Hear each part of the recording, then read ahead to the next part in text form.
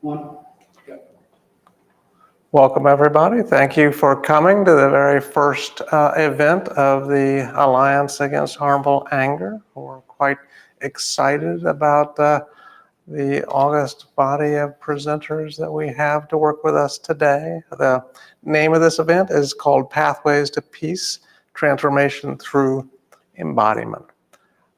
Before we get started, I want to make a little bit of comments about the Alliance Against Harmful Anger, because what we are working to do is to build a group of people who are committed to help folks with learning about how to recognize and channel anger. Anger is a natural emotion that all of us experience, but when it is not managed well, it can lead to all sorts of undesirable life and health outcomes. So we're, as a group, as a community, looking to work together because one of the things that has been observed, we've seen it in our data and other people's observed, there is a rising level of anger in our culture. It is now the #1 behavioral health need for children and adolescents, for example.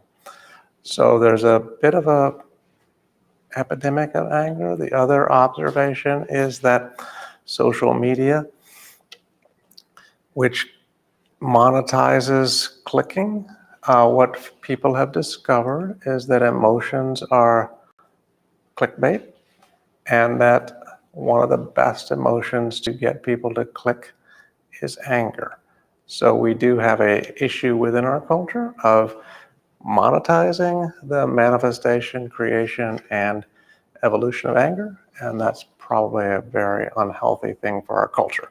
So the idea is we start here, we start small, but we start together, and we begin to see what we can do together to help address this significant social problem. So it's a pleasure to be here. My name is John Lyons. I'm the director of the Center for Innovation in Population Health. We call it the IF Center, like in What If? What if we came together and helped the world lower the temperature, right? So I am quite excited about our three speakers today.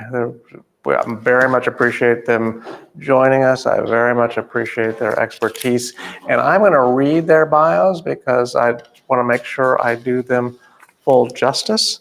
So I'm going to do all three at once and then get out of the way and let them do their magic. So very first one is Dr. Lance Bruner, who recently retired as a professor of musicology after 48 years at the University of Kentucky, specializing in medieval music, particularly Gregorian chant, and music since 1900. Now, Lance was not around for that, just so you know, right? So I am tempted to say to do the rest of this introduction in Gregorian chant, but I won't.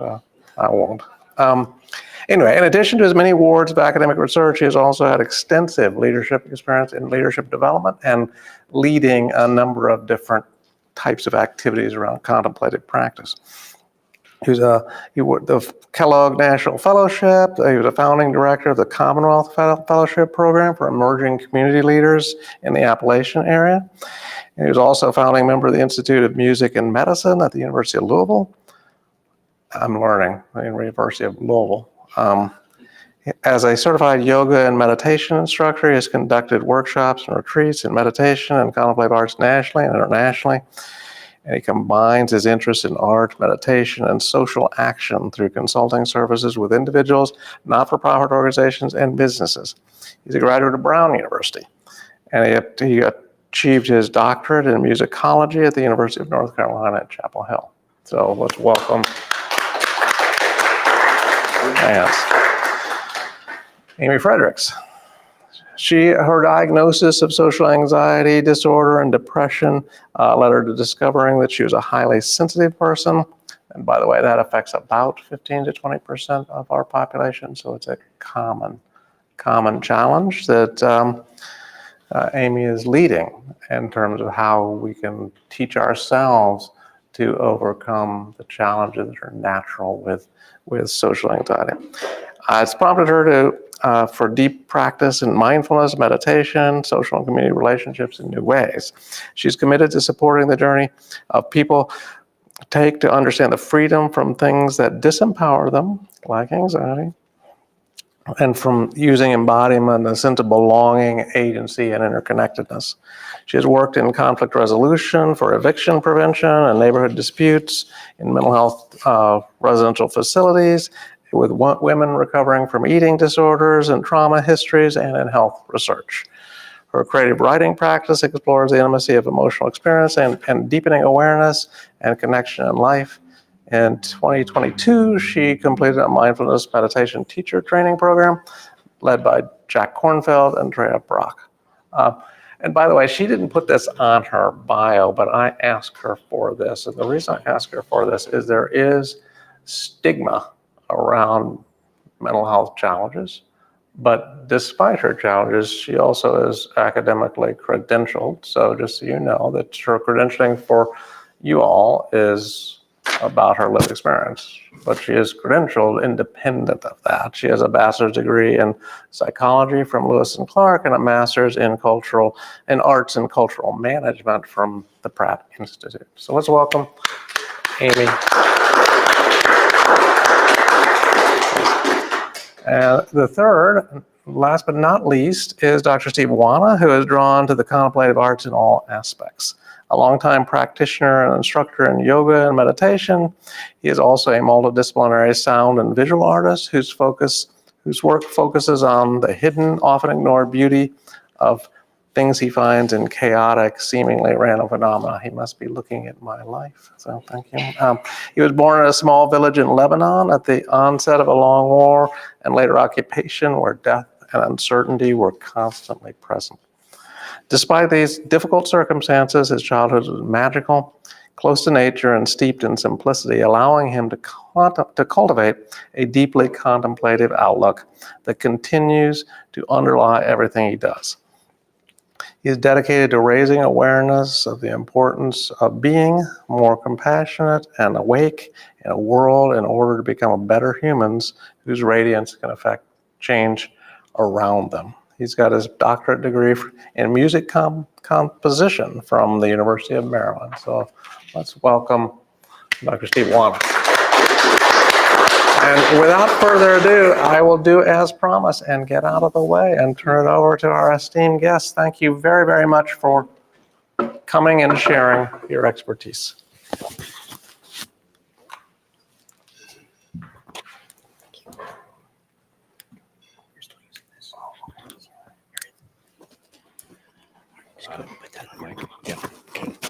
How many people do we have online, do you think?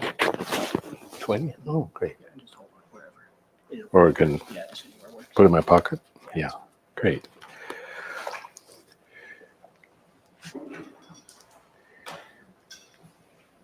Well, thank you for that gracious introduction, and very pleased to come all the way to UK to participate from across the street. I like to begin in two ways. I begin over the past however many years, begin classes or any gatherings, beginning and ending in this way.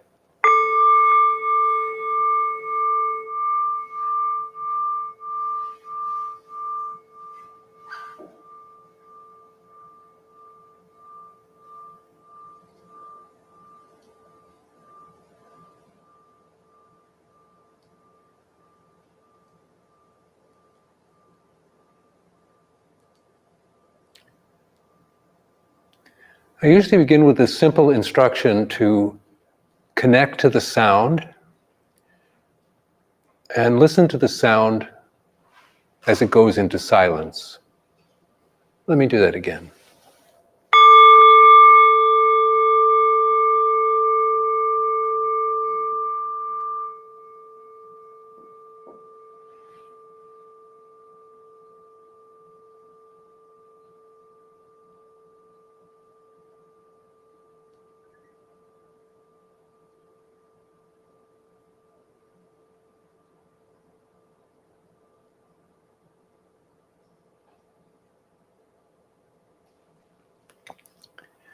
Now, a gong is designed in a way that its decay is gradual. And if you just connect to the sound and listen as it goes into silence, it became silent for you before it could, for me, because it was close to, it may still be ringing or until, but it can take you into silence. And it's amazing how this simple little device connects to students, for example, coming to a class, running across campus, talking to their friends, scurrying, finding the right books and things, and coming to class. And they're actually not, their bodies are present, but they haven't arrived yet. And then they're kind of chatting and breathless, and then there's the gong. And I don't know if I've trained them or not, or if it's automatic, it's just, there we are. As simple as that. Maybe that's the one lesson you take away, that if we can connect to our sense perceptions, any 5 of the physical sense perceptions of sight, sound, taste, touch, and smell, that we can become present in the present moment, right? And all this hecticity and scatteredness that's all around us through the digitalized world stops. Then I like to begin with a poem, and this is a good one. You may know, certainly many of you may know Mary Oliver, the great poet of American poet. This is called Why I Wake Early. Hello, sun in my face. Hello, you who made the morning and spread it over it.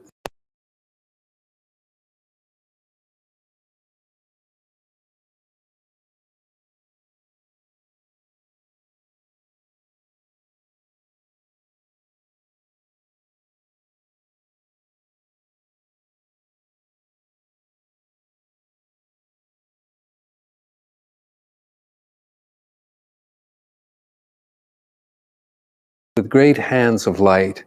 Good morning, good morning, good morning. Watch now how I start the day in happiness and kindness. Wouldn't that be a nice way to begin the day or re-begin the day? Instead of, oh damn it, I have so much to do today. To drag yourself out of bed with a to-do list or some kind of nagging fear that seems to be in the air now around election day, that there's this opportunity to say, thank goodness I woke up another day. So the reason I think gratitude can be, should be, a practice is because it helps to balance out our natural inherent negativity bias, which I'm sure some of you are familiar with.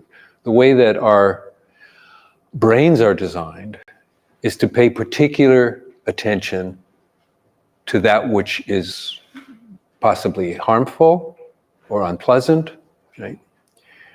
And one psychologist said that for the brain, positive experience is like Teflon and negative experience is like Velcro, right? It sticks. It's a funny New Yorker cartoon some years ago with a woman who's given a public talk, hundreds in the audience, and they're raving, all on their feet, clapping and showing their appreciation. And then there's one gloomy person who didn't like it or just looked gloomy. And her thought comment is, they hated me, right?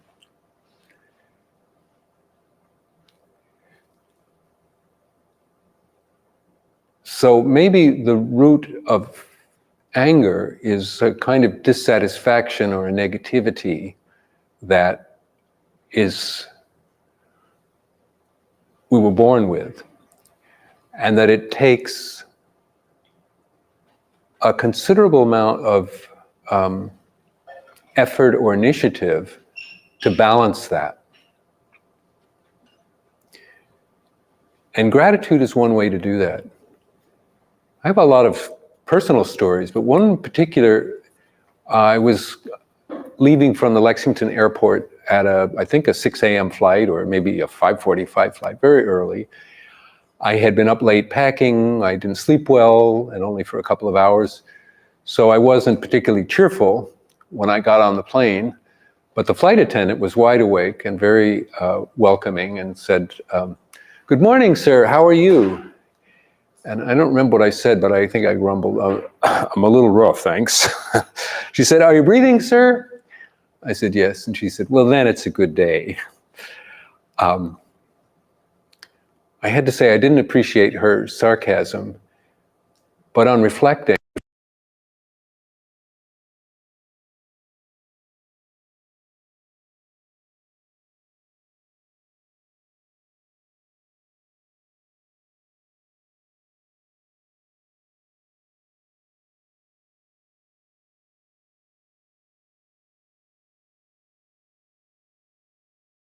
but as a tool to balance our energy, our emotions, is an invaluable tool that we ignore because we do it automatically.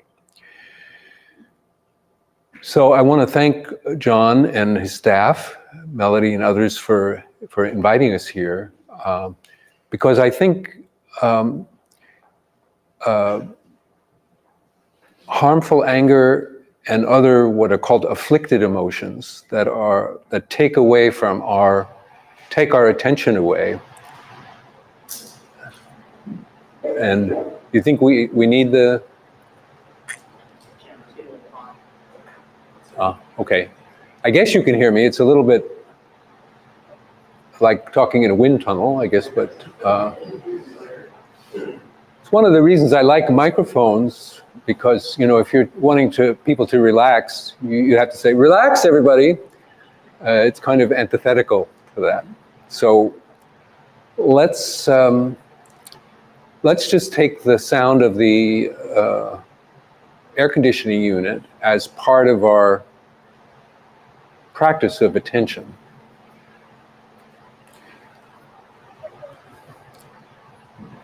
In dealing with afflicted emotions, we need ways of, I think, seeing clearly and balancing our energy.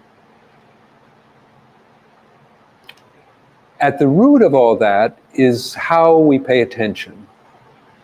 So the revolution, or the importance of mindfulness now almost in every aspect of society, where we talk about how we pay attention and how we be present, is critical. I wanted to, there are a couple of passages that I wanted to share with you, because I think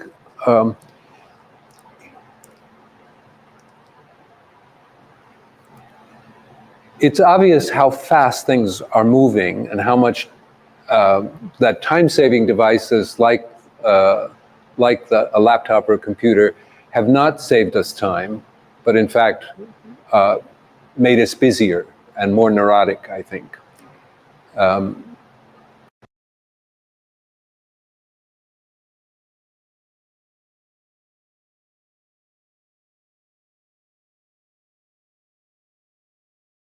Called Faster, about how things are speeding up and speeding up. It's a really interesting book, except that it was published in 1999, in the good old days. He has a newer one I just learned from 2014 on information and how it's piling up. And when you look at 25 years ago, before social media and all of the TikTok and Instagram and Facebook and all these things, you think, wow, really? They speeded up in a way that is kind of crazy.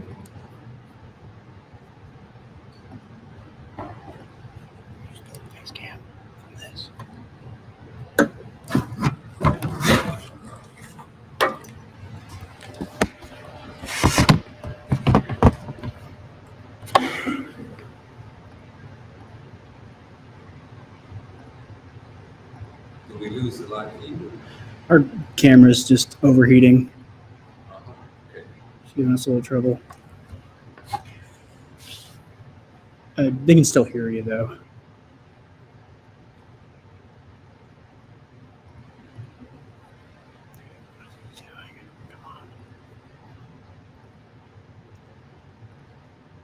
I set up a virtual class because my wife and I were in Mexico yesterday morning. Here we are, Lexington, and I had a live class set up to teach the music class that I'm working on, and the computer went down. I went to class.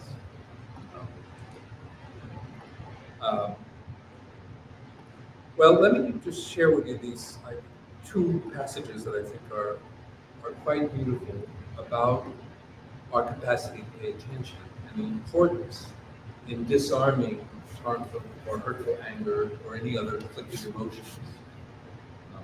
This is in a book by a poet and Zen teacher John Tarrant from New Zealand, actually, called The Light Inside the Dark. Much of the journey is about the ways we work with our attention, because attention gives us more life. It expands the register, bringing us to notice more of the vividness and consolation of our dark lives, so that we can exist in our true range and not go around missing things, as if we knew countries only from their airports and hotels. Attention is the most basic form of love. I love that. Attention is the most basic form of love. Through it, we bless and are blessed. When we attend to the interior life, we also connect with what surrounds us. The espresso machine hissing, the skipping rope with its two red handles and the lines of the rope curling lazily back and forth. What was matter and merely inanimate becomes family. We, children walking and walking home, all wanting for love, to be seen for who we are, for a new red car, is wanting to find and be taken into the mysterious depths of things. And it is this interconnection that resolves the problem of who we are and makes us at home in the world. For the interior life sweetens the humblest thing. It opens us up to the magic of the ordinary. And when I mentioned Mary Oliver, I saw some heads nodding because she's a poet that recognizes the extraordinary in the ordinary.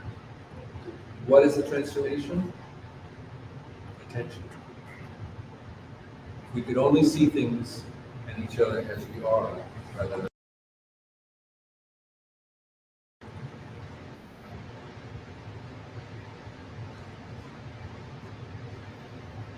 So this is primarily, I think, in dealing with hurtful anger or other afflicted emotions, is kind of a balancing act. How do we balance? Some years ago, maybe 10 years ago, I was teaching a meditation program in Atlanta, and one of the participants was an IT person for Coca-Cola. And he said, I have a little mindfulness group of the employees that meets once a week, and would you come in and lead a session? And I said, sure, I would. So I infiltrated the headquarters of Coca-Cola in Atlanta, which, by the way, has a magnificent campus, another building, sculptures all over it, all built on sugar. But I came into to this conference room, and a few people had gathered before they come in, and two women were talking.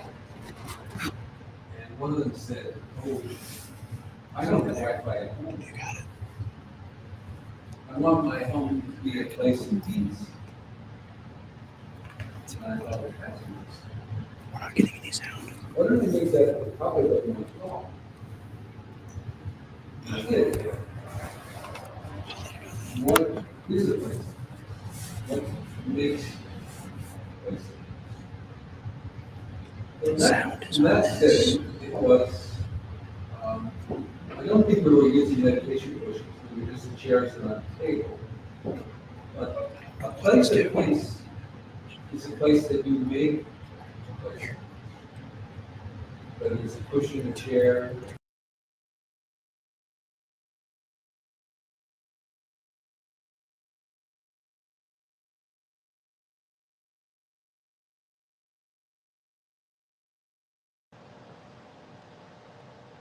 Learn to pay attention.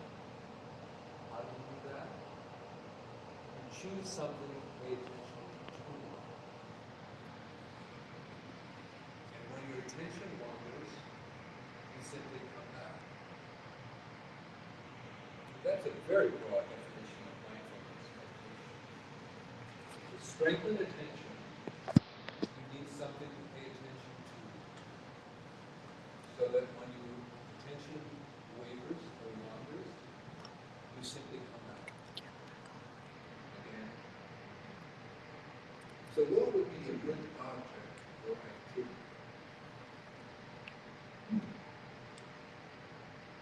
What about the breath? It's always with us, isn't it? As long as we're alive. Are you still breathing? And it's good day. So why not make that this incredible natural phenomenon of being a living, breathing now person?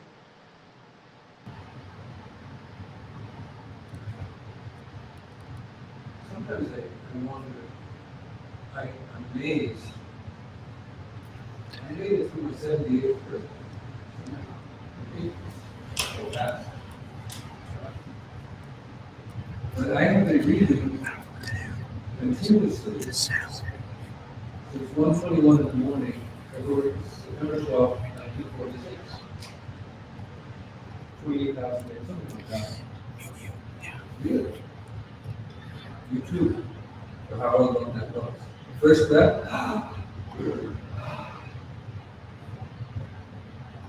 Because it's always with us, you don't have to think about it.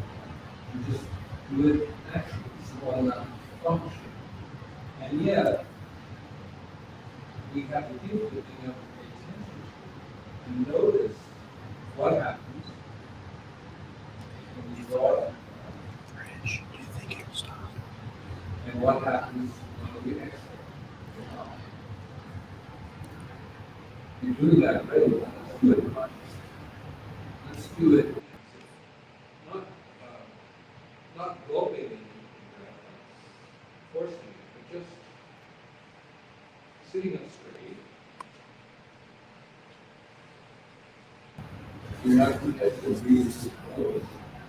Just broaden. Let's say what's happening.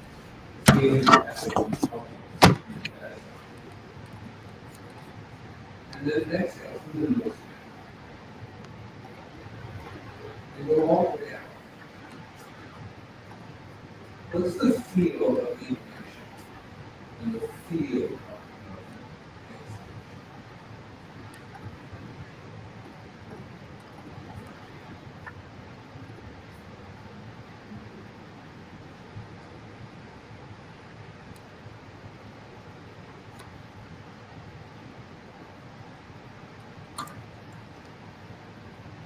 There are a number of ways you can actually connect with breath. Because if you lean through the nose, it's in through the nostril, right? So it's pretty obvious that you can feel air entering. You can also feel the repercussions or the expansion of the lungs. It says that we, in respect to breathing, the lungs are like an accordion, the viscera are like water. The lungs expand, the inflation and contract the exhale. The viscera, beneath the diaphragm, on the spot is like push, also digestion. Is there a different quality about the direction next time?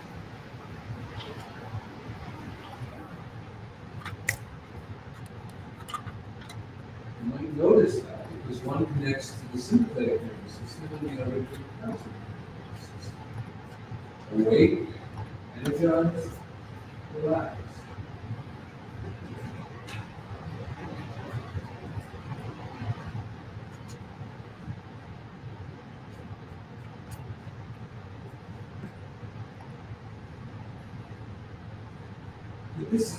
This is the most natural thing in the world, right? Reading.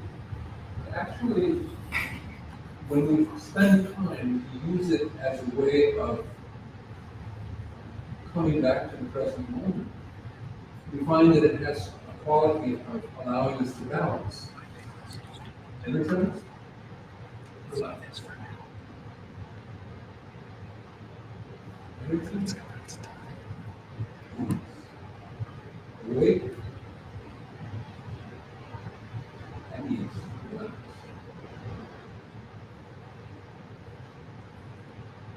A famous Vietnamese poet, peace activist, meditation, Thich Nhat Hanh, the name you may have heard. In a retreat I did with him many years in 1988, for a group of about 300 people retreating, he used a simple mantra or slogans correspond to the in and out awareness of the breath. In, out, that's easy. Deep, slow. Calm, ease, smile, release. So it was in, out, deep, slow, calm, ease, smile, release. It was interesting because I had already been meditating, but I said, well, I'll follow these instructions. And when I get to 7, which is smile, I realized that I had already been frowning. And now we slow from the smile, release. How easy it was to lose that inner smile. So let's do that for a couple of rounds. I'll say the words and see if we can follow our breath just with that sense. Ready? In. Out. Deep. Slow. Calm. Ease. Smile. Release. Whistle. In. Out. Deep. Slow. Calm. Ease. Smile. Release.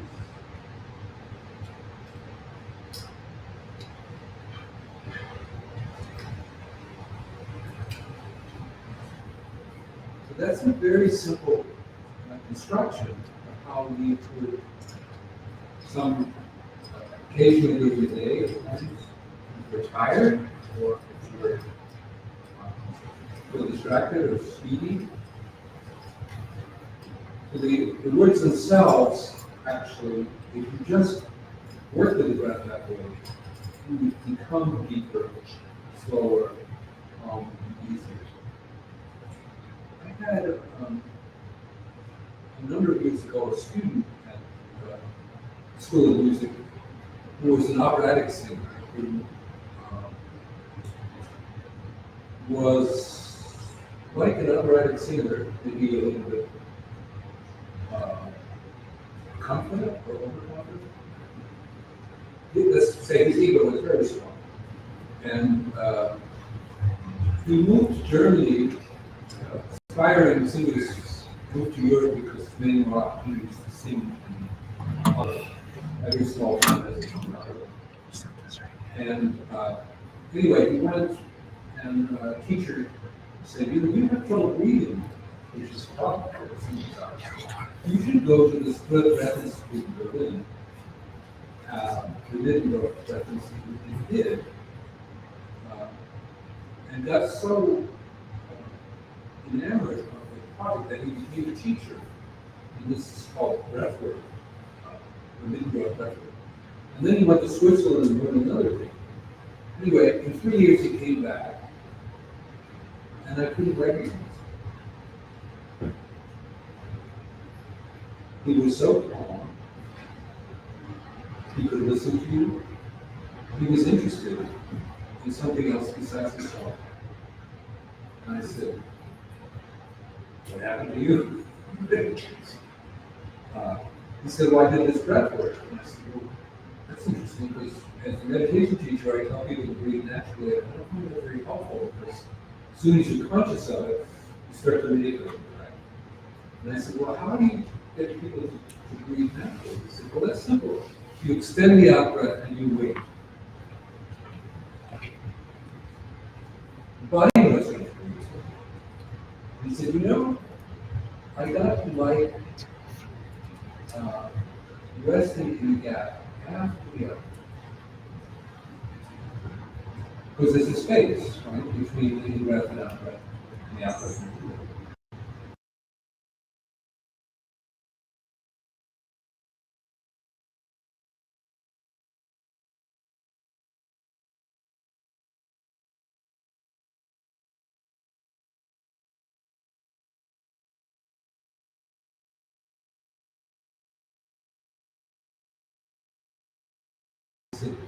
Have you been studying any Buddhist texts or any? No. I thought he's done it all with that. Maybe I'm distracting myself by reading all this stuff about mindfulness and Buddhism. Maybe I should just follow instructions. Yeah. Simple but not easy. Because of some people say, I have a voice in my mind that's telling me I'm not worthy enough. Really, we have a chorus in our mind, right? Judgment. So I want to introduce a technique that will change or can potentially change your life. And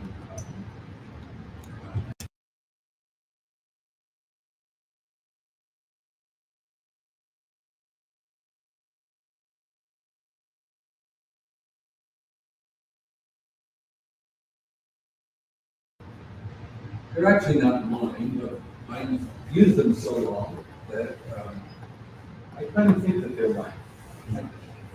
This is a very simplistic heuristic device.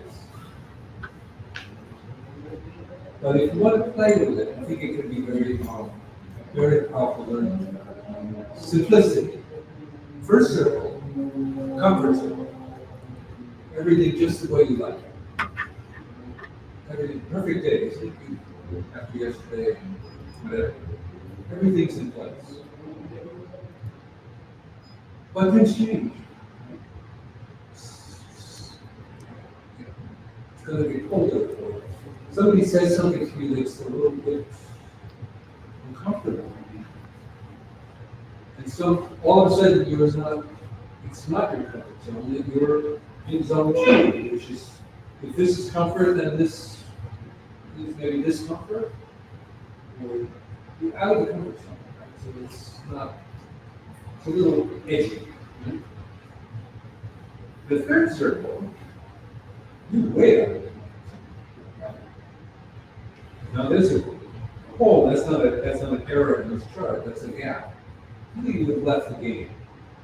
So I call it the zone of freak out or shutdown. 2 ways to leave the game, right?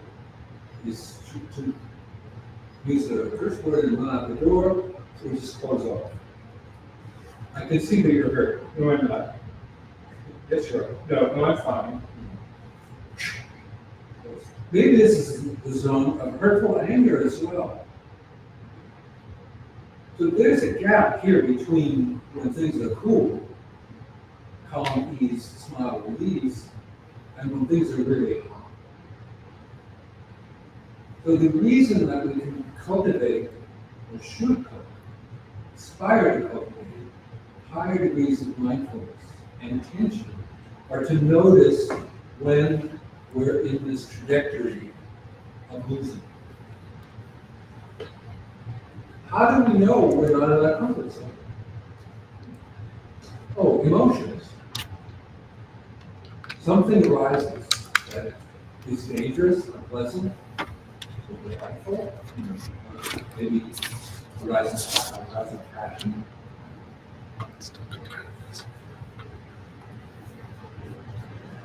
Well, when you're in that zone, when you're on the edge outside of it, when things are comfortable and all the way we like it, there are three choices.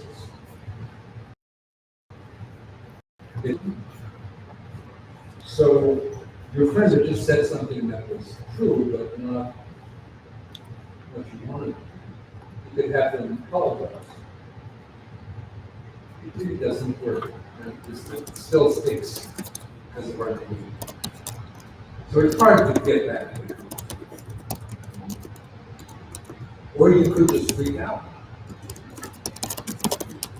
This, every time I look for a parking place, or every time, blah, blah, blah, this happens to me, like the grand big, every time, blah, blah, blah, blah. Or the third choice, stay. If you can learn to stay at the edge of the comfort zone, guess what? Your comfort zone grows. If you have allegiance to being comfortable, happy, things your way all the time, it shrinks. Why? Because you're aware of the fact that things change. Even if you could, even in heaven, let's say where everything is great all the time, I mean, one vision of heaven, really would be a kind of hell. The same flavor of ice cream all the time, the same favorite song all. We habituate it's satisfying. I sometimes talk about my Aunt Dorothy, who's my godmother, who lived to 103. Very difficult action in many ways. Of course, when we were 103, we lost a lot of people. Her husband died, her son died, her grandson died before she did. Very generous, gracious, and joyful person. How did she get that? With all the, she had a physical disability that was very difficult. She was sent away from her home in Brooklyn because a lot of things happened. How did Leanne die? Was she born with a baby? Or, well, oh, I know. I bet you it was the sum total of her life experience when she was meeting discomfort, even tragedy, and difficulties. With wise understanding, she knew that she could absorb them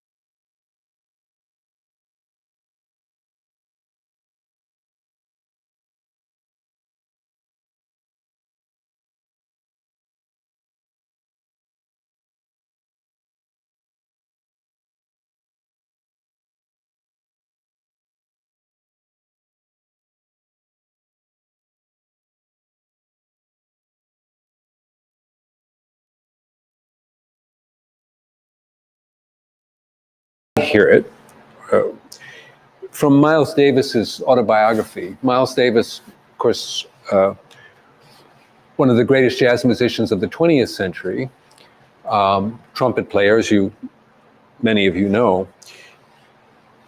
In his autobiography, he talks about his first memory, and goes like this. The very first thing I remember in my early childhood was a flame, a blue flame jumping off a gas stove somebody had lit. It might have been me playing around with the stove. I don't remember who it was. Anyway, I remember being shocked by the whoosh of that blue flame jumping off the burner, the suddenness of it. That's as far back as I can remember. Anything further back than that was, just mystery, like fog. But that stove flame was as clear as music in my mind. I was 3 years old. I saw the flame and felt the hotness of it close to my face. I felt fear, real fear, for the first time in my life. But I also remember it being some kind of adventure, like some kind of weird joy, too. I guess that experience took me someplace in my head I hadn't been before, to some frontier, to the edge, maybe, of everything possible. I don't know, I never tried to analyze it before. The fear I had was almost like an invitation to challenge, or a challenge to go forward into something I knew nothing about. That's where I think my personal philosophy of life and my commitment to everything I believe in started with that moment, with the blue flame. So that's a very beautiful version, I could say, of being in the second circle, being a little fearful. That I felt that flame and I felt fear for the first time in my life, but it was also a kind of invitation, some kind of weird joy that I could go to some place that I didn't know yet. So one of the defining aspects of jazz and a lot of popular music or rock music is improvisation. Right? So Miles had this incredible gift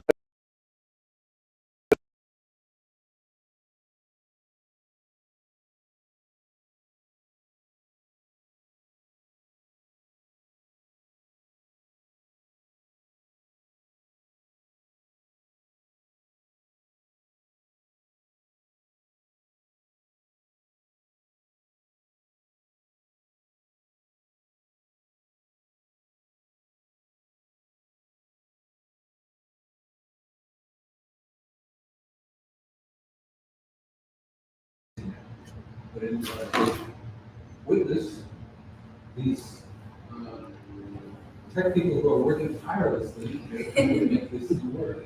Is it working? So far, it's overheating, but yeah. They're scurrying around the whole time. Sorry. So maybe one aspect of this, if any of this is useful, is the aspect of play, improvisation play. Things happen. Right? The computer goes down. The tire goes flat. The person doesn't show up. Innumerable things don't go as they are planned, and we make do. We make do. The more flexible, the more emotive, the sharper your attention to possibilities, the more playful, the more energized.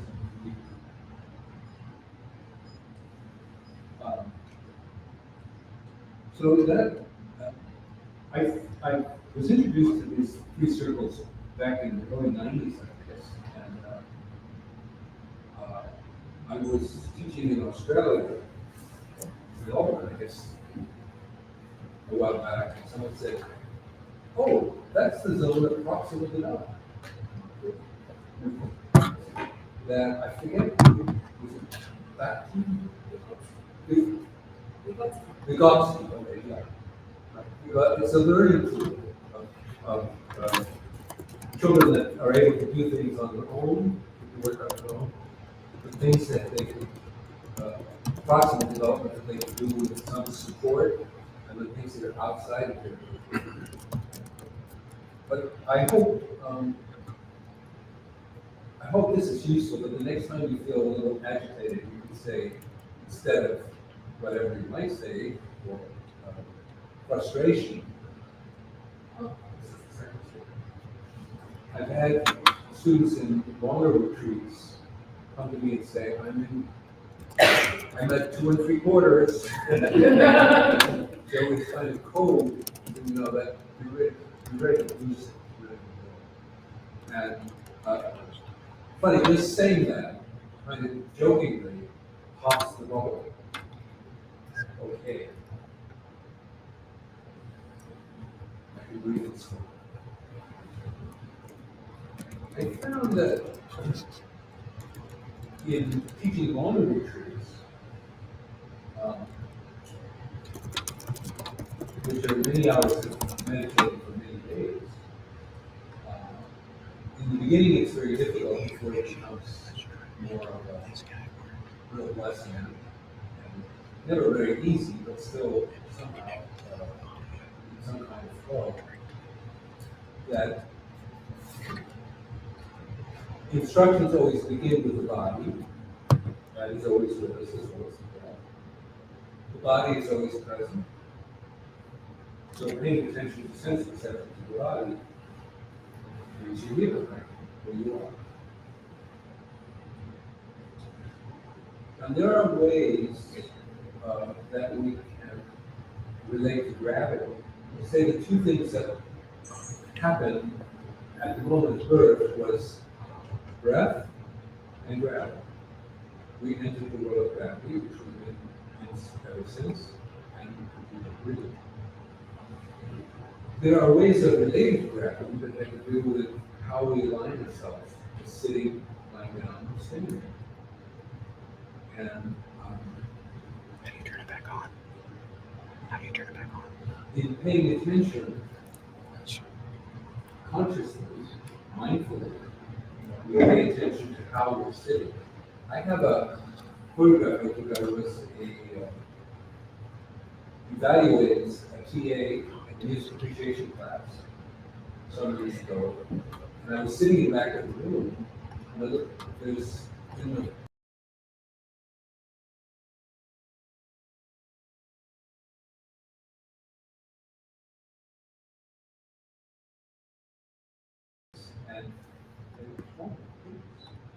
and many of them were. Well, no, I don't know any. I don't think I saw any that was sitting properly of the whole class. Some were. I'd say, would you go for a job interview like this? Make my day, right? Or this, or this. You know, not paying attention to something else beside the lesson. What would happen if we just paid attention to our alignment of how the bones in sitting, how the shoulders are over the hips, the feet placed on the ground, right? With maybe a slight push away that accentuated the curve in the lumbar spine. That's coming to attention, right? Coming back to attention. And then the sensate, there's something like between 35 and 70 trillion cells, depending who's counting, in the body, which is a whole lot, and they're all kind of doing their thing. None of them know that they're you. It's just this crazy composite. But if we take the time and the initiative to align ourselves with we'll do some standing postures in a little bit, but even just sitting with both feet on the ground, not leaning back on the back of the chair, maybe moving forward a little bit so that we're supported by our spine and the chest open, the ears over the clavicle. with the simple instructions to come back to the experience of the breath, coming and going.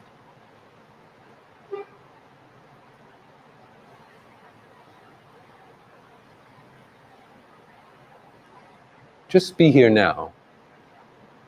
Just be the breath.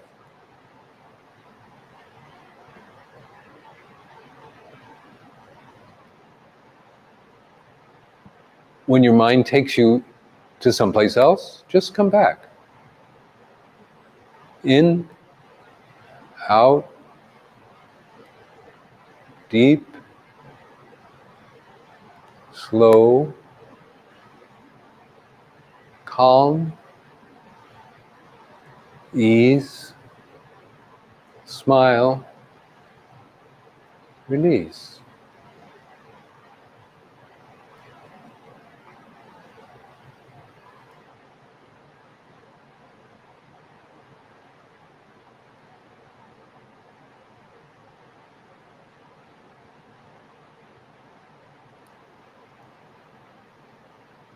If you could dedicate 5 minutes in your day to do this simple activity, really what you're already doing, breathing, but do it consciously.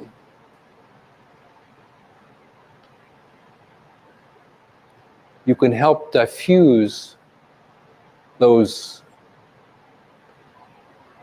debilitating emotions that come up of fear, of anger, of jealousy, of greed.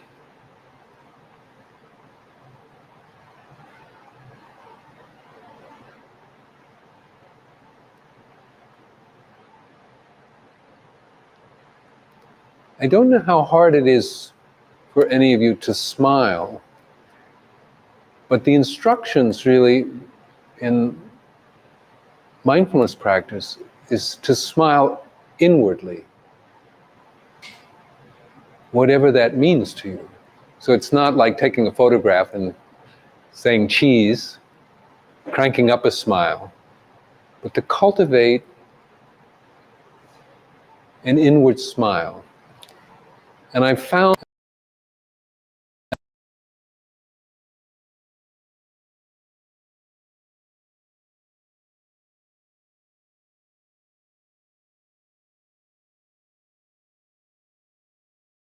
that it is both nourishing and energizing to cultivate that. Sometimes it's called almost a horizontal smile.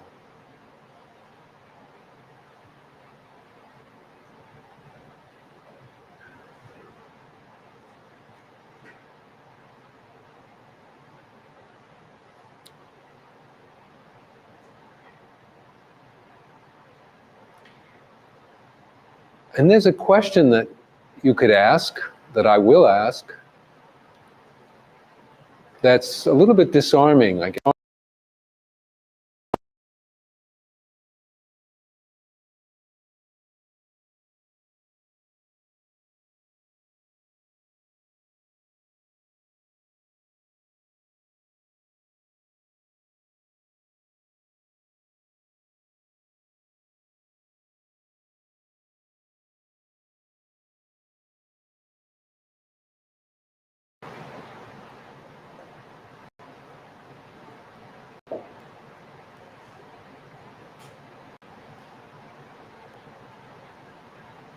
what is it you need? What's lacking?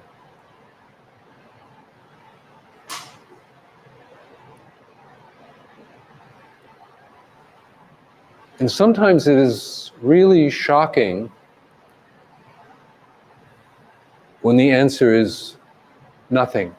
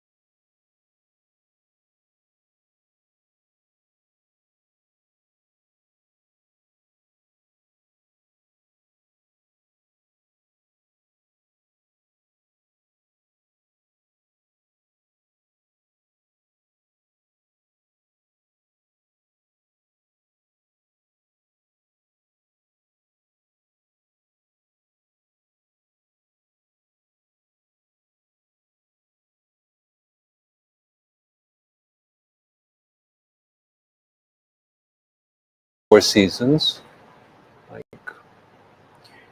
in the spring, fields of golden daffodils. In the summer, cool night breeze. In the fall, acres of swaying corn. In the winter, soft blankets of snow. When the mind is uncluttered with unnecessary things, this is the best season of your life. When the mind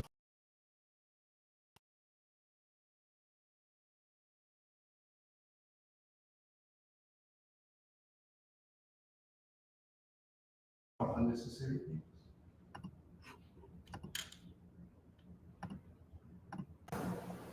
That's an existential question. How has advertising helped us discern what is necessary or not necessary? Advertising designed to make wants needs, to feed the hungry ghost. No. When the mind is uncluttered by unnecessary things, this is the best season of your life. Something that my Aunt Dorothy understood intuitively. And one of the best ways, I think, to help balance the emotions. The woman who said, I want my house to be a place, or home to be a place of peace, that we can cultivate, whether it's your favorite chair, or a meditation cushion, or gardening, or cooking, or anything that's to do with sense perceptions that bring you into the present moment, right? It can be a way of disarming afflicted emotions and creating a sense of balance. Right.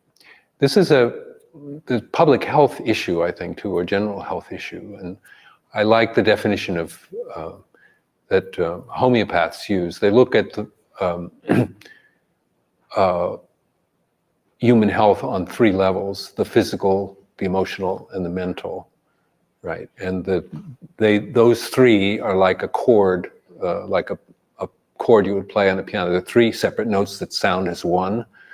So the physical, the emotional, and the mental are operating simultaneously, right, in us. And the healthy aspect of it has to do with freedom. That pain in the physical body limits us, right, and afflicted emotions in the emotional body are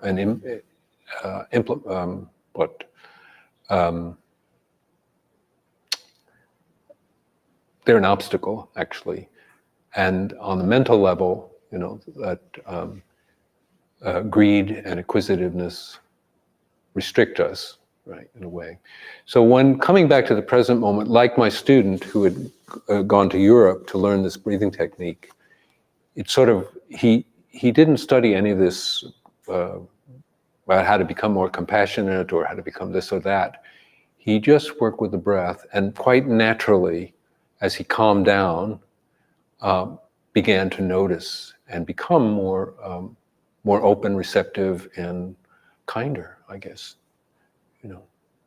which is what I wish for all of us, right? But it takes work, and it takes swimming against the stream, because there's so many shiny things dangled in front of us that we need, right? Even NPR pisses me off when it says we have all the news that you need. I need to find my socks in the morning. Like my car keys. I don't need all of that other news. Well, thank you for your kind attention, and I think we have a little break now. Yeah, great. Thank you.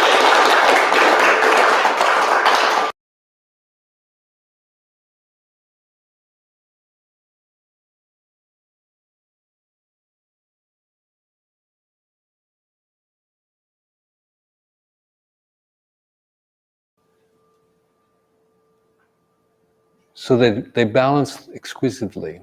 It's a I love toys, but this is particularly because it's very graceful and it's just sticking on one little prong of the fork. It's kind of a metaphor or reminder that we could balance in this way. And look at how beautiful it is. If I could only move this gracefully, right? So let's take a little break. Thank you. A short diagram.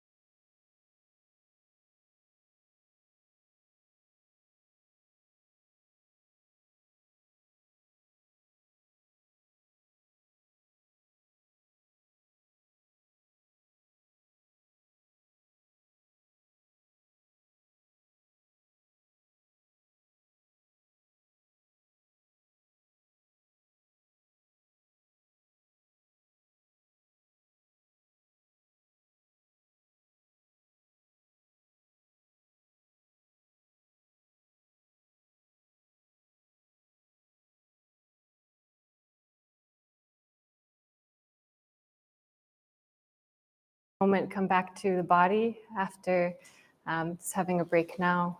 You can, if you'd like, just feel the sensation of your feet on the floor again.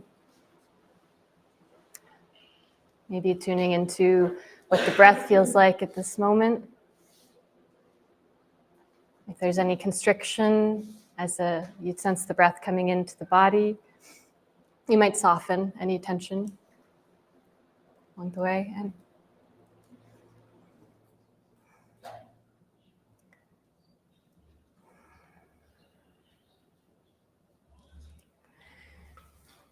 the title of this event is called Pathways to Peace. That's the first part. Second part is transforming harmful anger through embodiment. And if you can just consider for a moment that first part, pathways to peace. What is that? Is peace an end goal?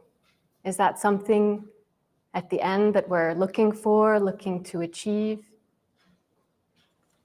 Just consider for a moment if peace is something that can be accessible in the body, in the moment, where you are. And to quote Thich Nhat Hanh, Vietnamese Zen Buddhist master, he said, "Peace is not an end. It can never come about through non-peaceful means." So in that essence, looking at a pathway to peace can only come about through peace. So as Lance was talking about earlier, this quality of attention and this exploration of anger and exploration of embodiment, how might attention let us know that peace is something that's embodied? If you might reflect for a moment, what does that feel like for you in the body? And if we seek to find resolutions, to find ways we can direct our efforts towards peace, towards peaceful resolutions, it starts with ourselves. And it starts right here, from this moment. And all the other moments that will follow where we can be aware of how the body is. And so we start with this direct and immediate sense of how the mind and how the body and how the heart are all involved in very important pieces in this exploration. So we pay attention in this way not to control anything,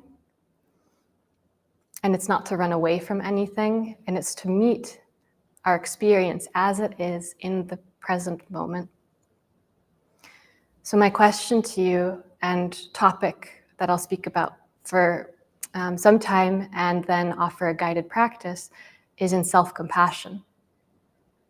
Self-compassion as being a very essential part to all of this work that we're doing, to all of this work that we care about. And maybe you can reflect for a moment why it is you're sitting here right now. Maybe you're at home listening online. Why is it that you're here? For me, when I started a lot of this journey, it was to relieve difficulty that I was experiencing in life. I wasn't sure, and I wasn't sure how to get out of difficulty. That was really sort of the mindset that I was in for a very long time.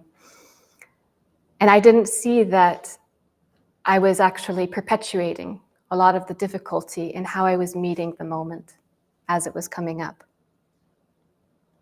And I realized there's nothing wrong with me for that, and there's nothing wrong with any one of you for doing that either. It's just the nature of how our minds work.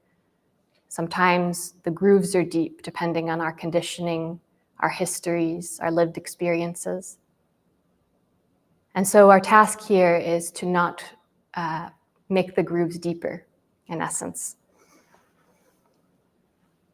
So what is this element of compassion? What is that?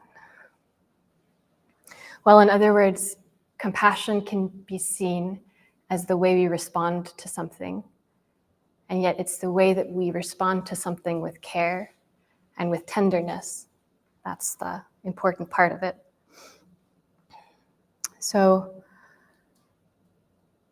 another way to see this is compassion is also about motivation. It's active. It's not a passive quality, and it's not even considered an emotion, really. It's a way of responding to the present moment.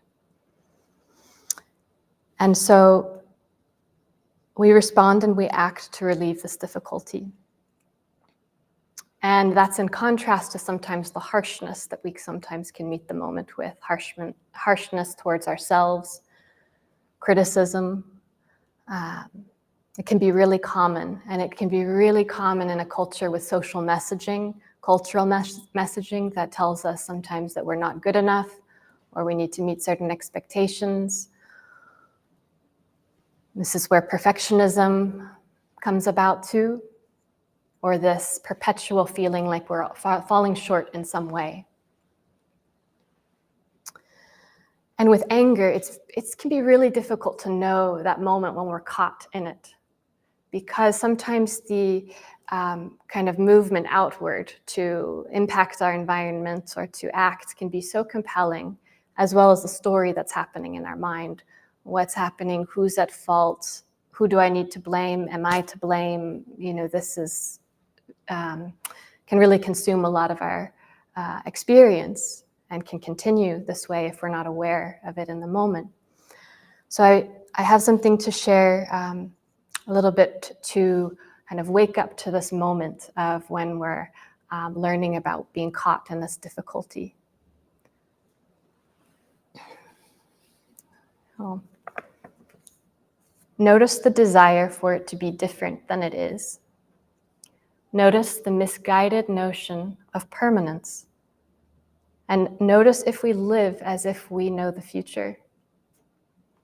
Notice the belief, the familiarity of feeling, sensation, and thought. Notice the constellation that makes this experience, this one. Maybe it's familiar. Notice the self-hatred, the despise, the despised, and the despair. Notice the fear and that which is feared. Notice the obscurity and notice the constriction. Make and receive an offering, no matter how small. A fingertip on the skin, the gentle expansion of the shoulders, the chest to accommodate the breath, a softening, a gaze beyond as far as you can see. Notice that which hasn't been noticed before. The moon, the stars, the sleeping animal. Notice the sky behind the clouds. Notice this inhale and this exhale.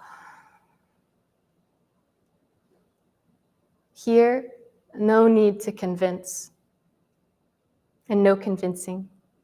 Everything is.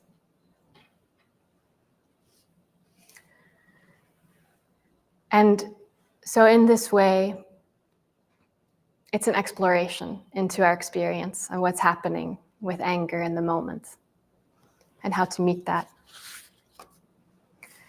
And when we think of self-compassion and meeting those difficult moments with self-compassion, it's not just for ourselves. It's connected with this deep desire that we have to relieve the pain of others or the suffering of others. And so it becomes not just about me or my self-interest. It's not about my pleasures or just my pain and my difficulty. Suddenly, with self-compassion in this view, it becomes our difficulty, our shared experience.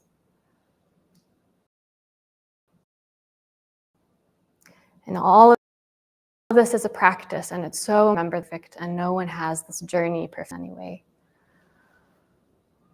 And at times it can feel really easy to get off balance, especially with the bombardment of and alarming news that we have today, and so many arenas.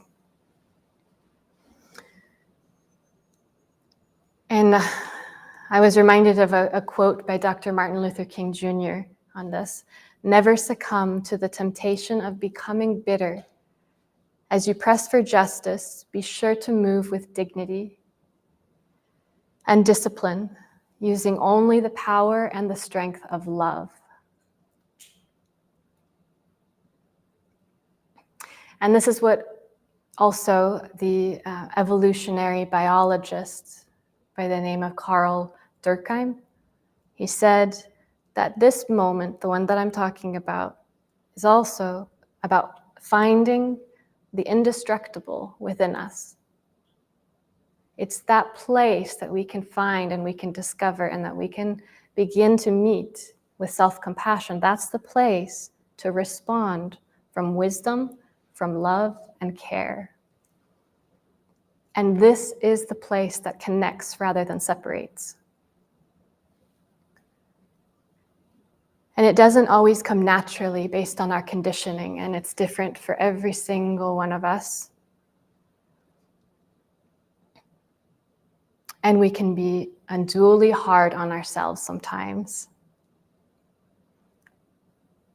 One indicator for me has been asking myself a question, and the question is, am I wanting this moment to be different than it is? That's a key question, because that'll let me know, what am I up against? What am I meeting? Is there resistance to something that's here? And there's another indicator I have is also to ask myself the question, am I somehow wanting to bypass this situation happening right now? Am I wanting to get to some other place 5 minutes from now, 20 minutes, a year from now? Am I just wanting to get there and not stay here? So those are moments we can also tune into this place. So it's increasing our capacity to be with pain, difficulty that we experience. And the more that we increase this capacity, as Lance was sharing before about the circles, building this tolerance to be with discomfort, it's essential in these times to be on this journey and learning these things so that we can better respond to others who are in pain and difficulty as well. So we can be with and know how to respond and act. I wanted to share a short vignette about an experience that I had of waking up to this difficulty I'm talking about, related to anger. It was when I was walking for 38 days on a pilgrimage, and this was towards the end, and it was the 5th day of rain, of walking in rain that was happening nonstop. And I walked alone today while it rained relentlessly. The 5th day like this. My clothes, hair, skin, everything is soaked. I, along with the rain, and we together, were not going to stop. Yet I couldn't help but feel that it was in my way. I began to fight with it, the rain, becoming angry at its presence. I have come so far, but at this moment, I don't know how to push through. Is pushing through the right thing? What's needed? What is this anger saying?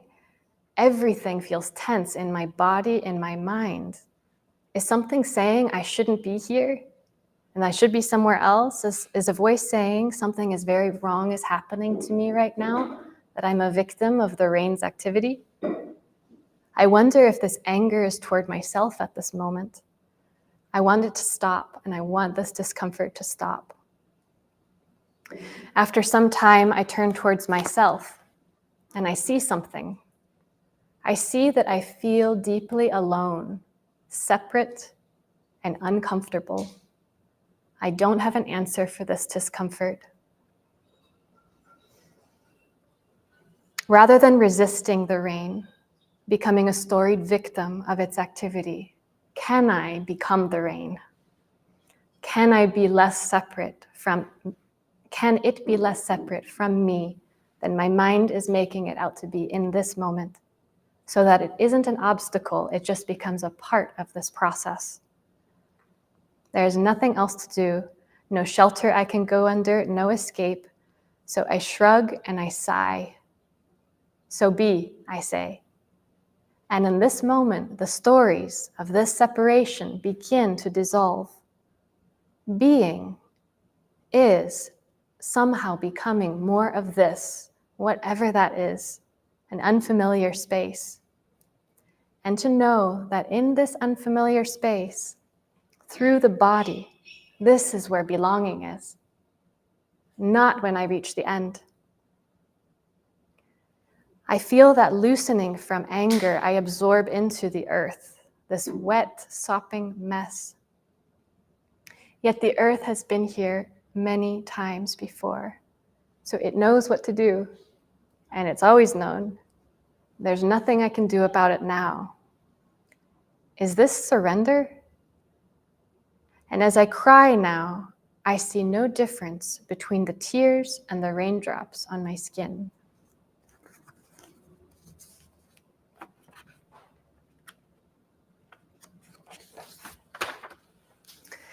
One intention of that piece is just to share that compassion doesn't always come in the form that we think it will. Sometimes it feels like it's something so far away, but it becomes so essential to become aware of that exact moment we're awake to something that is hurting and it's calling for care. And so you might experience this opening to these moments when you're walking from place to place in your commute, when you're at home, when you're doing an act of care for yourself, showering, eating, sleeping or waking up in the morning.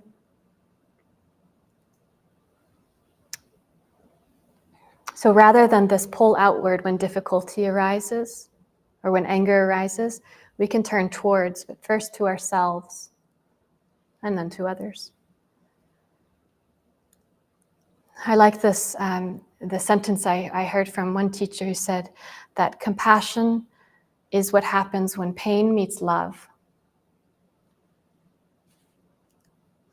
And for some, compassion and self-compassion, I'll say, can arise through messages, through phrases. If this speaks to you, you might try it sometime.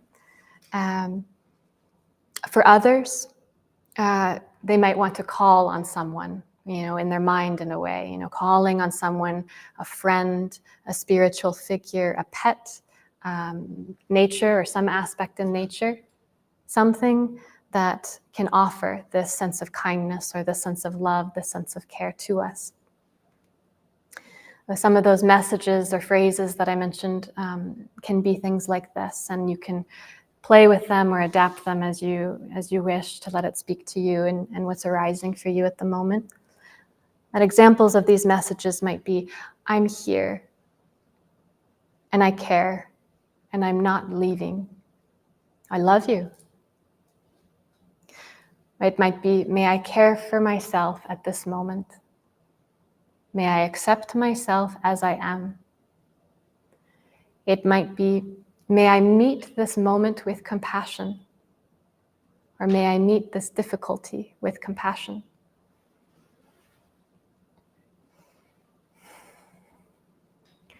And the moment that we can become aware of some things like this, we can also begin to see how unique each moment is in our experience, in our lives.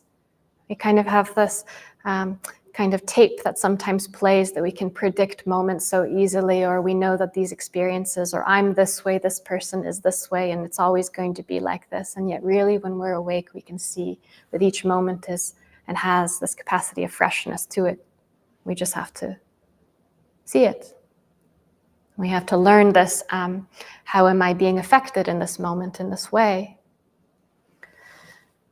The poet Mark Nepo calls this also taking the exquisite risk. And so from looking at it from this perspective, this exquisite risk, it can also be looked at as how can I move from this place where I want to protect myself, where my habits might be to fight, to flight, to go away, to run away, or to freeze. How can I meet that moment to what might be called or considered more of an evolved state of something that's tending to and befriending?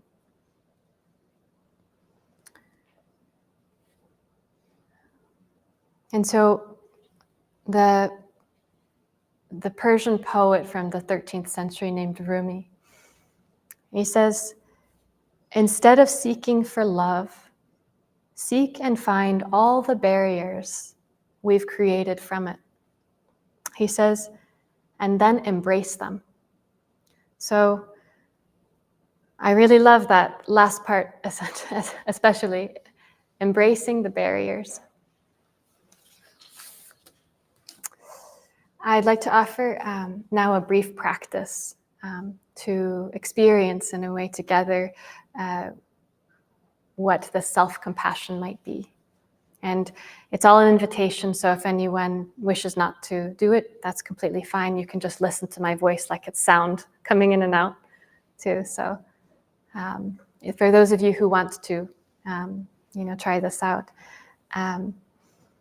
it helps to begin by seeing ourselves. It can help seeing ourselves as a compassionate being already, being the source where compassion already flows from. And if you think about it, any aspiration that we might have or any thing that we might do, we might see ourselves as becoming in the future has this quality about it as well. It's all the sense of cultivation, what we're building along the way where we see each other already there. And we're learning now to cultivate the conditions for it to naturally arise. So allow yourself to find a comfortable posture.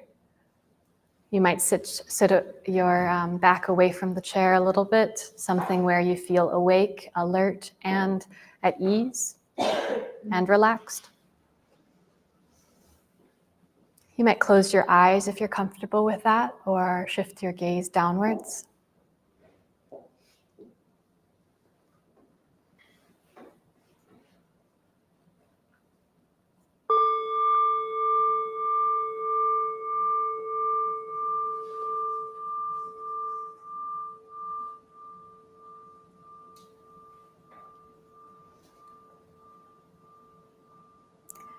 Begin by mindfully acknowledging your experience. Notice what's happening in the body, in the mind, in the heart. Inviting a soothing rhythm to the breath, naturally, deep and slow.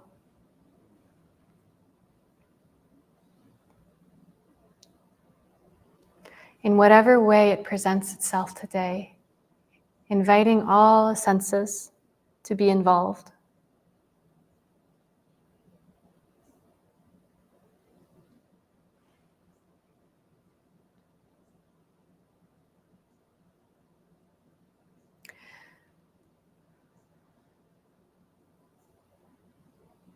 Imagining yourself now as a receiver of kindness from a place, perhaps a safe place that surrounds you. Bringing to your imagination or your mind's eye that you're in the presence of some compassionate being, a friend, a pet, a spiritual figure, nature. Wherever it is that you're able to take the goodness offered to you in this moment.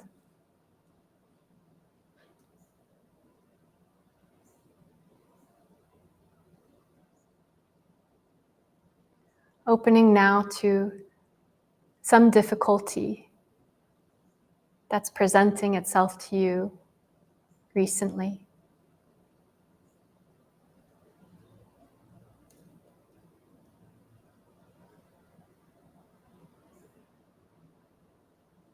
Letting this place of difficulty be known, to be seen by this compassionate being, by this friend, by this nature.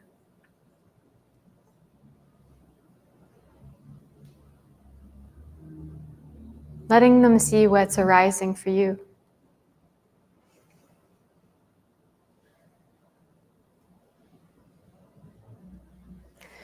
Tuning now into the words that you might most need to hear at this moment.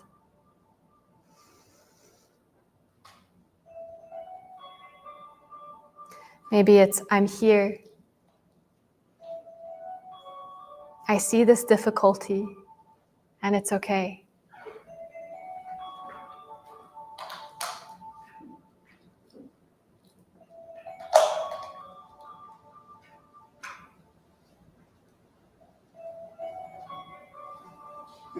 Maybe other words are, may I meet this moment with kindness, with care.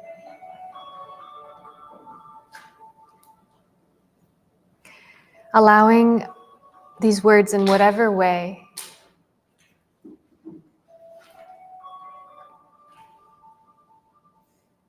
radiate almost into the body, or letting these words rest on the surface, softening.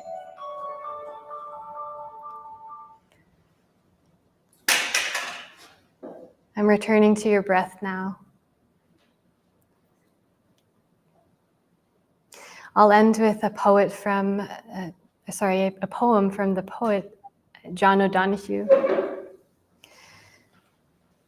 May the nourishment of the earth be yours. May the fluency of the ocean be yours. May the light of awareness be yours. May the gracious heart of wisdom be yours. And so, may a slow wind work these words of love around you, an invisible cloak to mend and tend your life.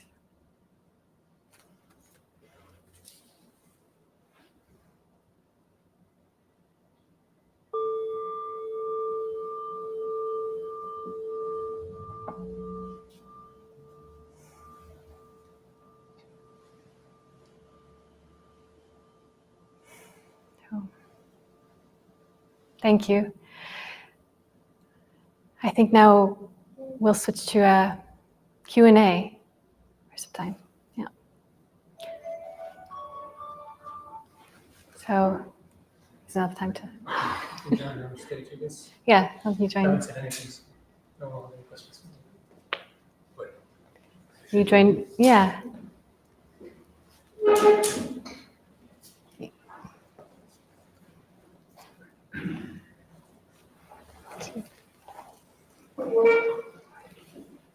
Just kind of like pass it to you. Yeah, just pass it back to you guys.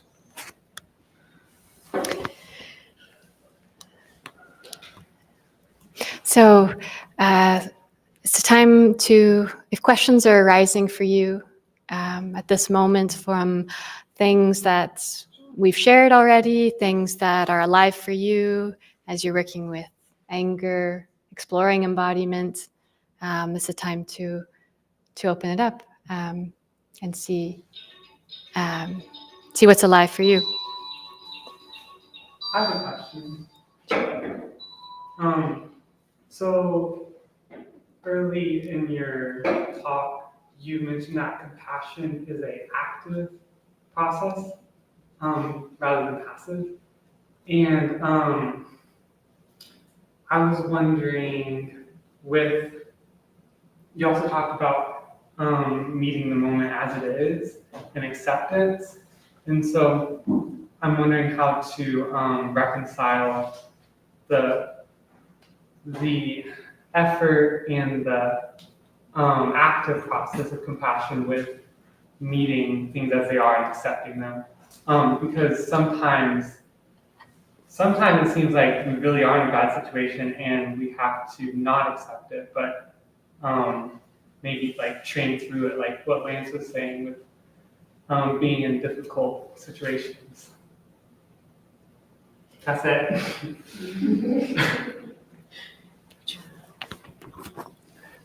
Yeah, that's almost paradoxical because to be active and receptive at the same time, because receptive has possibly the connotation of, being being open and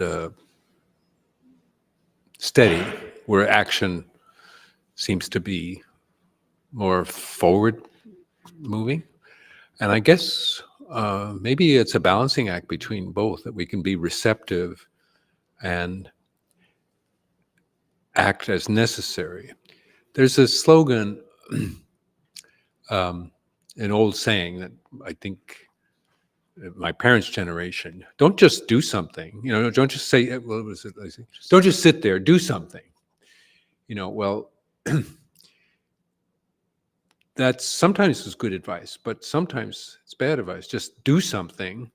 I don't mean Michelle Obama, but the opposite of that is don't just do something, sit there. And that's the balance. If you act compulsively, if without sense of equanimity or balance or wise understanding, you can do a lot of damage. But if you sat and waited until you were completely enlightened, you would never get up. So that's that kind of conundrum, to be both receptive and open, and to act when it is called for, with wise understanding, I guess. That's my take on it. Yeah, they're not mutually exclusive. I think maybe they're interactive. Can I ask you that question? I'm just building off of that. I'm wondering about this. I'm wondering about that interpretation of this. So, the way I sort of see the difference between a contemplative approach and other approaches, or traditional American, European approaches, is active planning, or like strategic planning. I'm going to do this, and I'll do this, and I'll do this. Whereas this approach is like planning to respond. And so it's sort of like the active part is that preparing yourself to be able to respond to whatever it is that happens, as opposed to trying to control what's going to happen by doing certain things that prevent or whatever. Is that a reasonable kind of self-explanation for me? Well, I think, yeah, respond is the key word there, and usually it's juxtaposed with reactive. Reactive is knee-jerk. Response is measured, maybe, or backed by some kind of understanding. And in fact, in the Buddhist teachings, they talk about that what's called dukkha, or suffering, and that's not, I think, the best translation, because we think of suffering often physical or emotional pain, but it really means something like dissatisfaction or anxiety or reactivity. So reactivity is a kind of knee-jerk, but meeting the moment is this capacity to be present and not jerked by something that we don't want to have happen, but to be, I guess, balanced and equanimity. But that difference sometimes it's interesting in teaching with other languages, or teaching in another country with another language. It's hard to, like responsive, reactive, spacious, and spacey are tricky. In English, if I say that somebody is spacey, we generally understand that they're kind of lost in space, or not very receptive, open, but spacious is accommodating, right? But it's not so easily translated, some of these things. Even predicament, like we're in a predicament. Try to say that in Spanish. You can't. You have to use other words, I think. Anyone? It's also a sense of the middle way. I mean, as we navigate our lives, we encounter all kinds of obstacles and painful situations. and we have to react in the moment many times. And we gotta get out of the street if the bus is coming, right? But then a lot of the stuff for me is connected to why am I so stupid that I'm standing here in this street, you know, or adding on the mental clinging or blaming or emotional reactions that we see arise ourselves. And so I think this contemplative path is becoming familiar with your mind and not immediately reacting or training yourself, okay, it's fine, come back. It's just thinking, it's just emotion, it's just appearances. And allowing yourself that space to now say, okay, like Eli was saying, if there's a situation that I don't accept, it is painful, can I now, from a place of calm, come up with a plan, the least harmful plan we know, the most beneficial plan for myself and others, to move forward. So it's kind of this creating a mental space and less reactivity to the pains. Don't add on, don't keep digging it. If you're in a painful situation, don't keep digging the hole, keep the conviction of Yeah, it's interesting to we use a lot of metaphors. What does space mean? What does deep mean, you know, in respect to practice, you know, that they're sometimes useful and helpful, but the spatial quality is, there are choices or options. Just to add, this approach in no way, suggests that we stop protecting ourselves where protection is needed and necessary, required. Nor does it mean that we are not learning boundaries, effective boundaries to communication. It just really, in essence, the way I think of it is more like we're learning the ways to more wisely respond to these situations in life so that we cultivate the conditions to do that. Knowing when we can learn to meet this resistance without fighting it, so it's harmful in some way, harmful to ourselves or harmful to our relationships. I'll say something. I think it's been brought up already twice and probably comes up more. It has to do with attention. I think if you pay attention, we call it situational awareness in modern parlance. If you pay attention, everything, including yourself in the situation, so internally and externally, you're aware of your reaction to the situation, but also the situation, which really requires much spaciousness, I think. You begin to know how to act properly, I think, in that situation. If you are feeling very cramped and very closed in and very, the world suddenly shuts down and you have tunnel vision, we have all these expressions for it, you're not seeing much else other than the thing that's in front of you that you want to attack or run away from. So that's really what it is. It's paying attention, a very broad sort of sense of attention. If you think of it, the eyes, I'll talk more about this later, but the eyes are very forward-facing.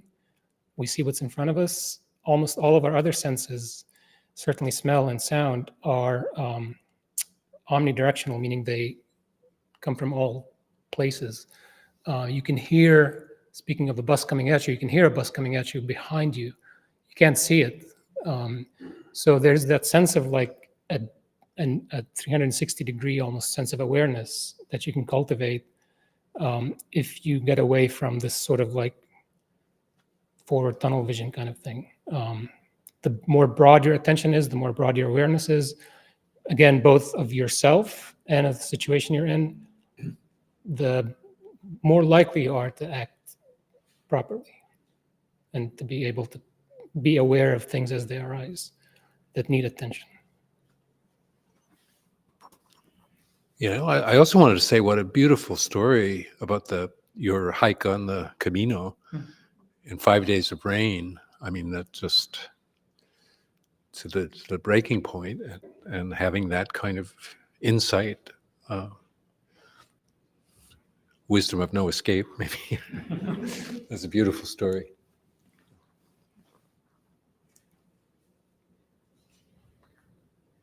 The observation I'd make is, you talk about anger and this, we're starting with ourselves. This is your focus, your unspoken focus, as it very well should be, as we start with ourselves.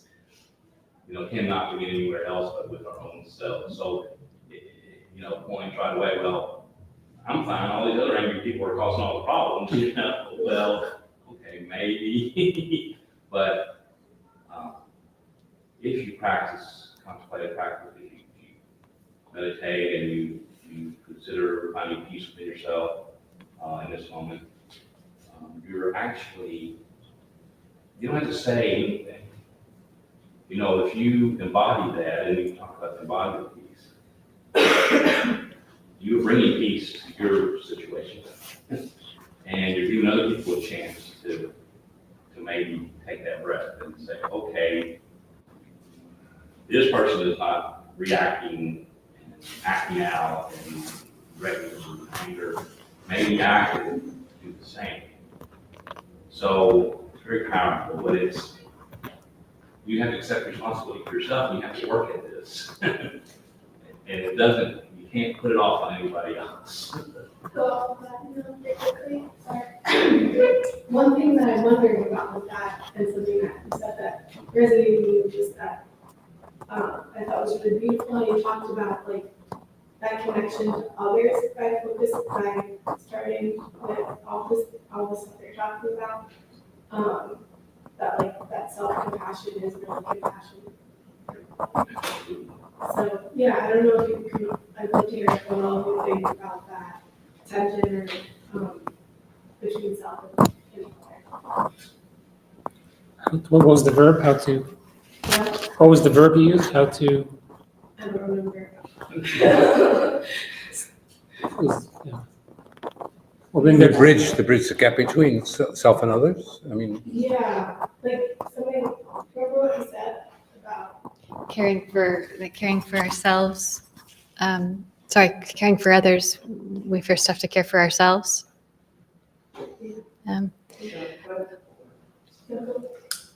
kind of dismantling that notion that it's like, I think that there's a myth about it being selfish to do those, or that people talk about that it can be selfish to do things that, like, tend to those moments that you talked about that require care. Yeah. But to what extent, like what Neil's talking about, like you all is like caring for others to start to tend to those moments that require care, like you talked about. I don't know if that makes sense. Thank you. To clarify my ramble. I was just thinking of taking a side of the question. Oh. I'd like to hear. Okay. I'm not saying the idea of just put it all out. Yeah. I see it as the deepest act of care. This work and in self-compassion in many ways, because so much of the time, if our efforts and our energy are so focused on the others' situations, other problems, or others resolving that, and yet we're really feeling maxed out ourselves, we're feeling depleted, we're feeling the sense of giving too much. It's a sign to say, what really needs to be tended to here, instead of this sort of sometimes narrative that I've seen within myself of I'm not doing enough to help others, or I'm falling short in that aspect, and it can feel like a lot of pressure sometimes. And earlier in your share, it came to mind this.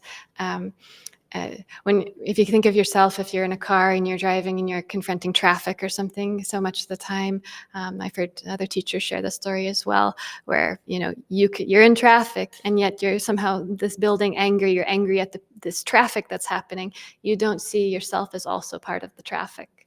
You know, and so the person behind you might be doing the same thing, and we might all be kind of in this collective, now all this thing. And so, in a way, that's sort of like the delusion of separation, really, in all of this work. You know, so if you can kind of wake up in that moment and say, "Wait, I'm also a part of this thing happening too," you know, we can kind of like see that we're all related, and in that sense. So, in a way, it's a little bit about self and other, but. Where are we on time? That's sort of where I was going, because I was involved with this type of work. I sort of gave it up, I sort of lost faith, because I felt I was, like you said, a bit too self-absorbed. But in our conversations, I'm beginning to understand that maybe this is a relating Neil said it very well, maybe this contagious effect, if you will, for lack of a better word, or a plurality effect, or something where you have these healthy reactions that are not reactions. Last up with the technology that are ways that actually heal, help other people heal simultaneously. And so I'm very interested in that from a public health perspective. If we think about that, you say, okay, we have this turmoil and this welfare office. If we can take out one leadership type staff member and teach them non-related techniques and reintroduce them back into that office space, would that in fact have this positive impact on that organizational culture, and it would be healthy for the group. So that's kind of where I'm going ahead listening to you talk about these things. If that makes any sense whatsoever. Actually, when Neil's description of that, I think he was describing a kind of deep listening. Was a friend of mine who taught at Naropa, and she said there was a member of the faculty, and he rarely said things. And there'd be a faculty meeting and often contentious issues, and he'd be listening to one side and the other and thinking, and someone would come up with a solution, not him. But this friend of mine said, he solved it.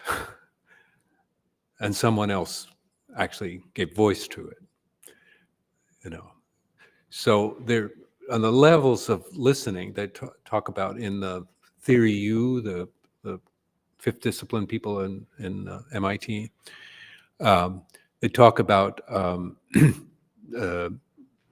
downloading, listening just to hear information, and then there's another level of empathic listening, and then a deeper level, which is called generative listening, where you actually listen out the wisdom of someone to be deeply heard. So that, I think that presence, and interesting to think of the selfish, the self, and Iris Murdoch talks about unselfing. This practice is unselfing, which is kind of loosening, you know, if we, each of us answered the question, who are you? You know, we come up with our curriculum, curricularum vitarum, and it's completely inadequate. It's just the strings of certain things that have happened to us or we've done. It's, who you actually are is much, much more than who you think you are. And that being able to be open, maybe that's being receptive, is the unselfing, and automatically connects you to other people. I don't know if that was a circular answer, but. The compassion kind of can very organically arise, especially if you practice a lot. Because you're paying attention, making friends with yourself, making friends with your own mind. You're seeing all the stories you tell yourself, and poor pitiful little me, and suffer so much, or whatever it is. We all have our own versions. But then, it kind of dawns that we're all in this together. We all experience the same thing in their own little flavor. We're part of the traffic, yeah. Yeah, like being attracted to it. And so, you know, cut yourself a break. And by the way, cut everybody a break. You know, and have love for the whole catastrophe, as John Hicks says. I think we're living in a very interesting time, which is supposedly a curse, actually, you know, living in interesting times. But there's tremendous resources, actually. I've been reading more about neurophysiology and neurobiology and the reasons that we're in these predicaments in a way, and the challenge of artificial intelligence, where for the first time in human history that a tool now could have its own agency. So it's more than a tool, you know, and we need to be cognizant and embracing some of these challenges, the opportunities as well as the challenges. But there's a lot out there that can be very helpful, both personally and socially.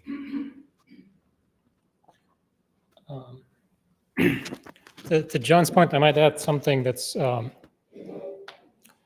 maybe we don't want to hear in a space like this, which is none of this stuff is guaranteed to make you better at anything. It does require a lot of work, and you can get discouraged with it. I had a teacher used to say, this is in reference to yoga, you know, there are many people who practice asana yoga for a long time and are still jerks, you know, they're just flexible jerks. And there are people who do meditation for a long time and they're just very focused jerks. So there's no guarantee that doing any of this work nets a result. It's doing it with awareness and with a certain intention. That is the coupling that needs to happen. Otherwise, you're a flexible jerk or you're a focused jerk. You could still be a jerk. And you see it a lot. So it can be discouraging, I think, if we approach this as a pill effect, as I do this, then that happens. As a pill, as a remedy for. It really is much deeper than that, I think. It's deceptively simple, but it's also not easy. Yeah. So that's my take on it. Yeah. Lourdes? Yeah. You told me the name of this session. Harmful anger and anger. Just, you know, like plain anger and harmful anger. And I've been working with my people from the habits of Chiapas for maybe years. I don't want to say decades, but yeah, it's decades.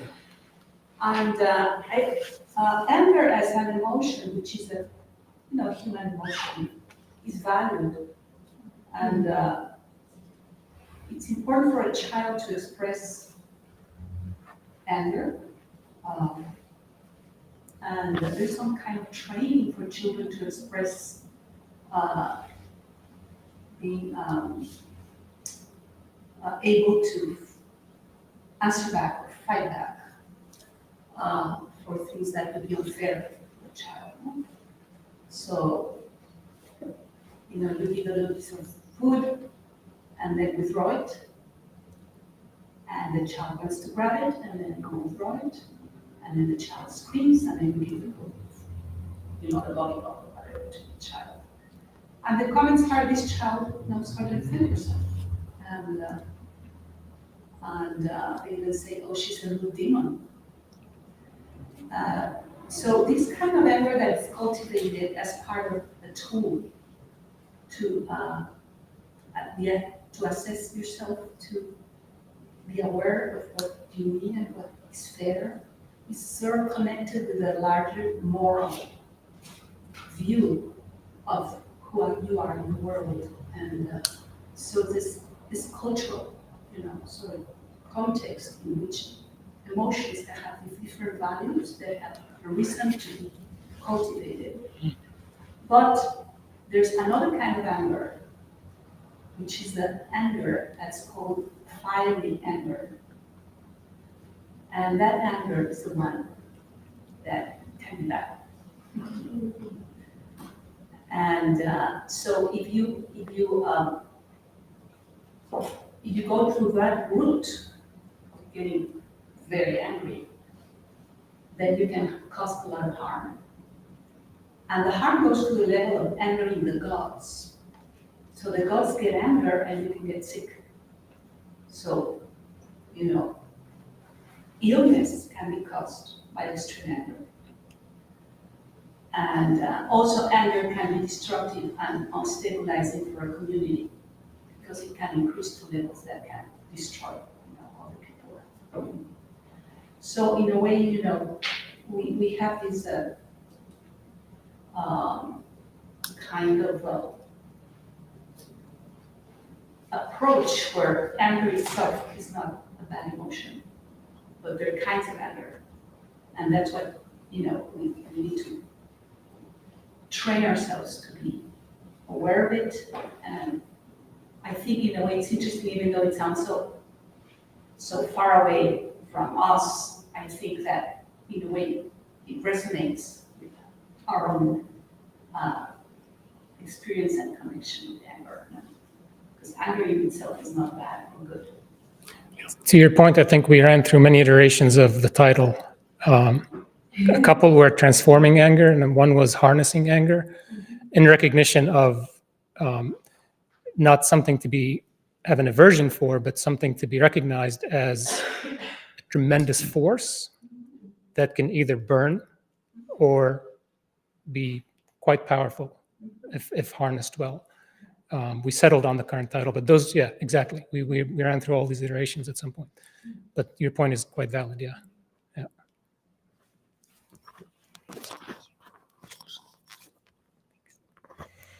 I'm really glad that you brought up the dimension of culture in this conversation.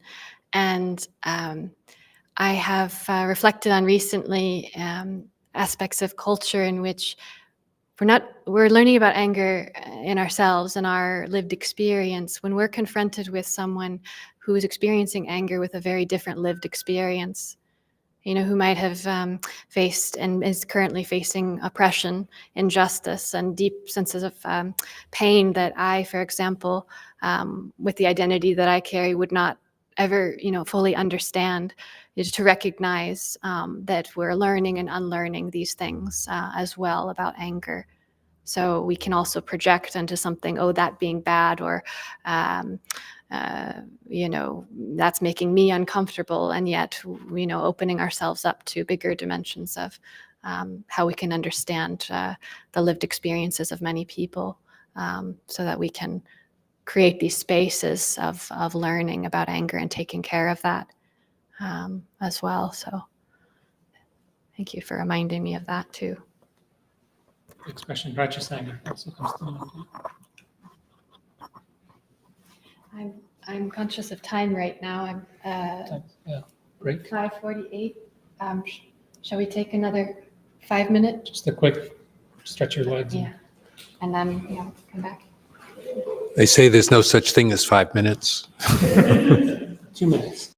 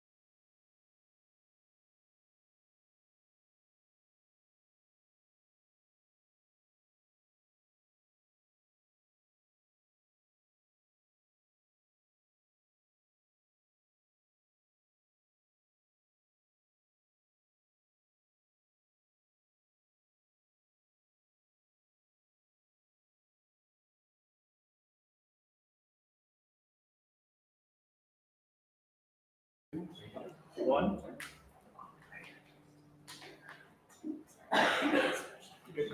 Okay. Welcome everyone again. So there's a lot to say and there's nothing to say. It seems like with this topic. What I would like to focus on a little bit, even though we've talked a lot about it already, but to talk about it in maybe a more focused way, is this notion of embodiment or body. As most of us are quite alienated from the body a lot on a daily basis. I mean, we've sat here for 3 hours, which is wholly unnatural for the human body to do. But before I do that, I just want to emphasize my understanding, which is not mine, but my learned, I suppose, understanding of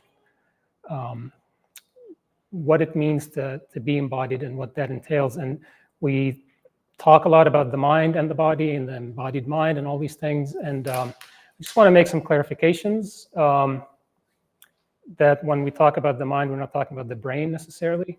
The mind is what arises from the body in a sense. And it's easy to confuse the brain as wanting to be the thing in control, and the body sort of falls to the side, especially as we get tired. We sit here, again, we've sat for 3 hours straight, so it's easy to start slumping, and then you start to adjust, and weird things start to happen in the body. And we tend to ignore it because the mind is focused, or you're bored out of your mind, depends. But if you're focused, and we don't listen to the body until it's screaming. Maybe a muscle is pinched or something like that. It's been talking to you for a while, but you don't listen to it until it starts screaming, and then the pain begins. So what I would like to talk about touches on both Amy and Lance's points, is this sense of dwelling in peace. And the word dwelling is an interesting one, which is the same word as home. So how do we make the body a home again?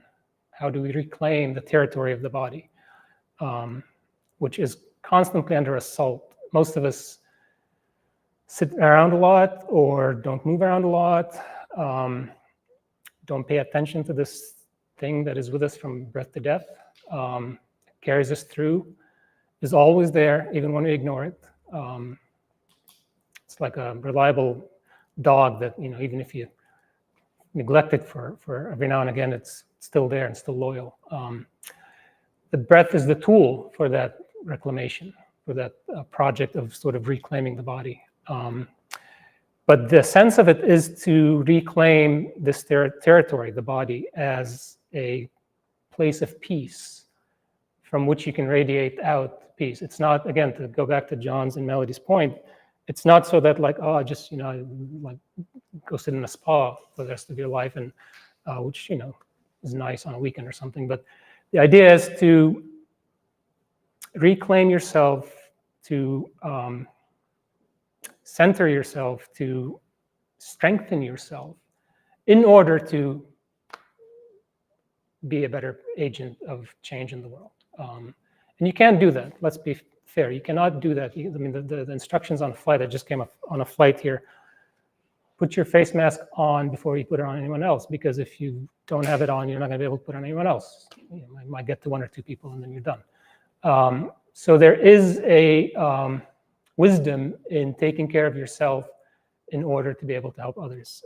It is not selfish. It is not misconstrued. It can be, but if done correctly, it's not.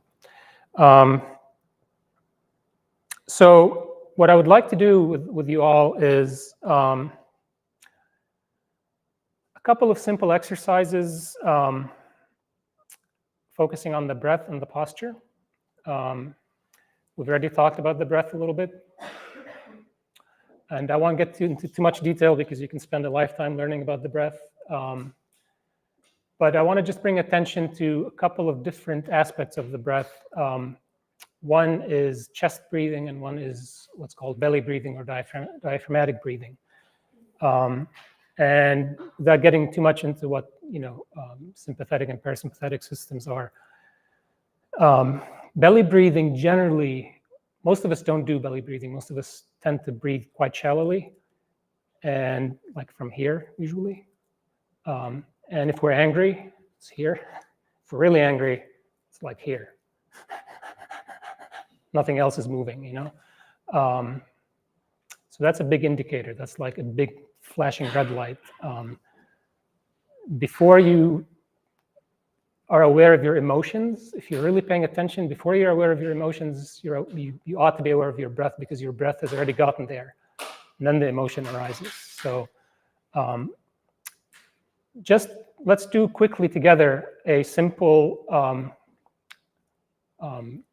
exercise where we just do a little bit of belly breathing and a little bit of chest breathing, just to become aware of the difference.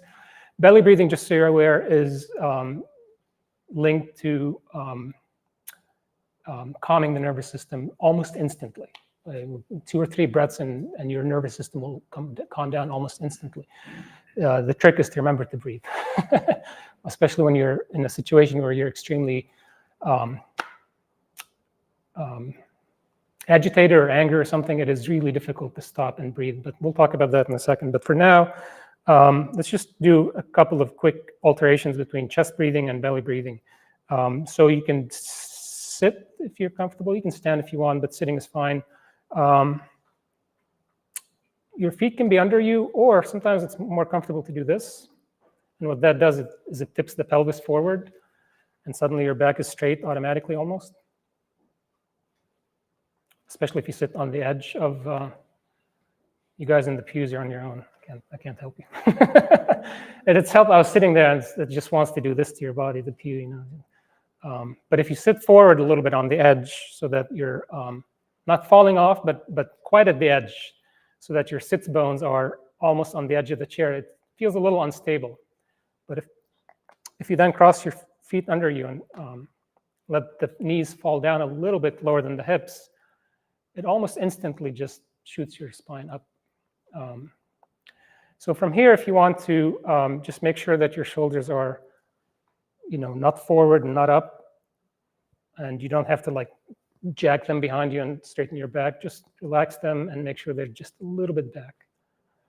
It's helpful to bring the middle back, the dorsal spine, where, just below the shoulder blades, just in and up a little bit, just to bring a lift. And just begin to experiment. First of all, notice the breath. This is the trickiest thing about breathing. As soon as nobody notices their breath almost throughout the entire day. It's just happening automatically. And as soon as you tell someone, hey, notice your breath, nobody notices their breath. You immediately start to manipulate the breath. It's a very, very tricky thing to notice the breath without manipulating it. So just don't worry about it. If you start immediately to slow down your breathing, that's not a bad thing. So you can put your palms on your knees if you want, or on the upper legs if you want, wherever it feels comfortable, so that you're not feeling like your shoulders are being pulled down if your knees are too low. So find a place where they feel like they're resting comfortably. And from here, start to play with your breath a little bit. Start to deepen the inhalation and deepen the exhalation, whatever that means for you. It can mean it's a count of 2, a count of 10, or a count of 20, I don't know. It doesn't really matter too much. Just in your own body, deepen in respect to your own body, the inhalation and the exhalation. And observe where that goes in the body. When you take a breath in, where does it go? What moves? What doesn't move?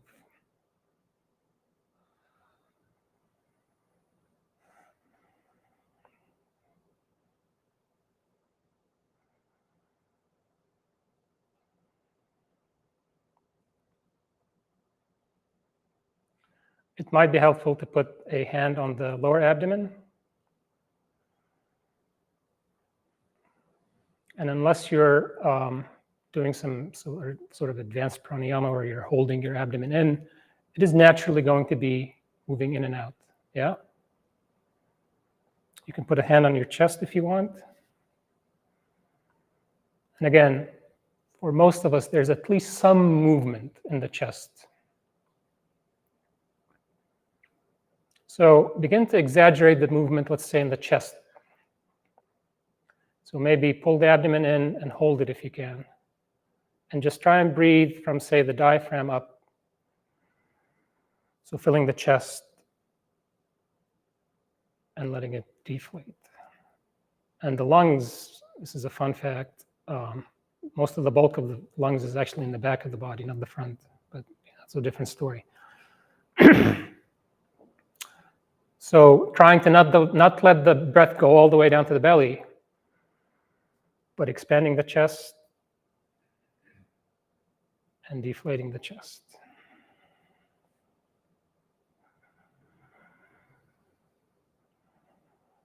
How does that feel? Feels maybe a little restricted. If you do that too long, you'll start to hyperventilate after a while, if you're not careful. It's an advanced breathing technique. Let go of that. Just come back to normal breathing. And now breathe entirely from the abdomen. What does that mean? You might exaggerate the belly going out and coming back in. Let the belly go out on the inhalation, and it goes in on the exhalation.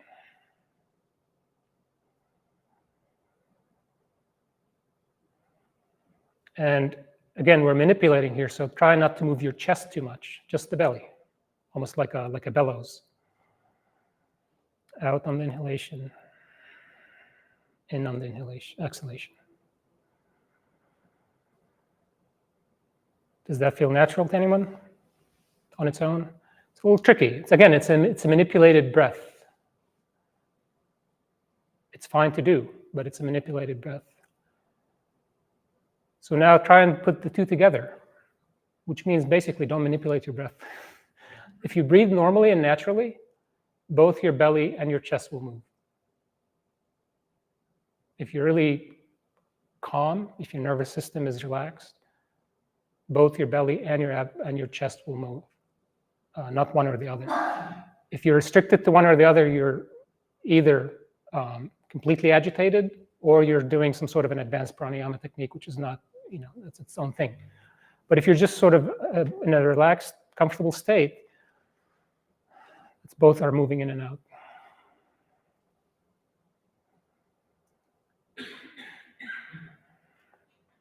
One thing you can begin to think about, which most of us don't think about,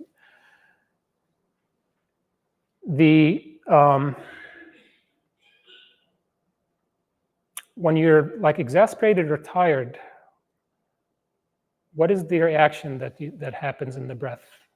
For most of us, especially when you're like tired, you get home, you're super tired, and you flop on the couch. What do? You exhale. Big exhalation, right? That is actually the action that the body requires. The inhalation happens naturally. The inhalation happens because of atmospheric pressure, actually. Because when you exhale, you've emptied your lungs, and you can't hold it.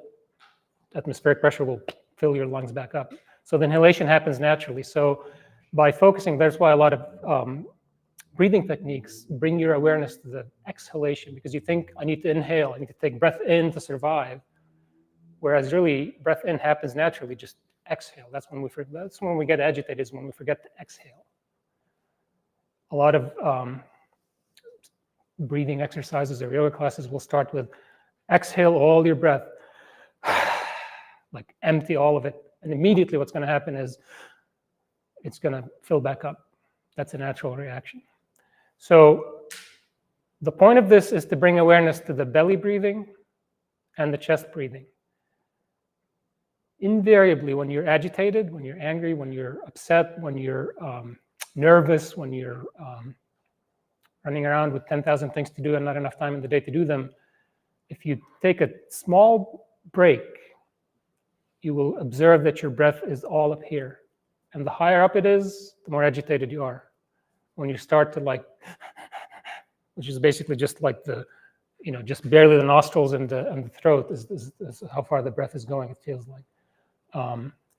Stop, exhale, and take a deep inhalation in. And if it's required, you can hold, pause at the end of an exhalation. So try that. Take a deep breath in. Hold it for a second. Exhale. hold it for a second. And take a deep breath in. That breath in after the holding is nourishing in a way that is surprising sometimes. It is also cutting in a way that is surprising, meaning it can perforate almost anything that is happening in your mind because all of your attention is on your breath.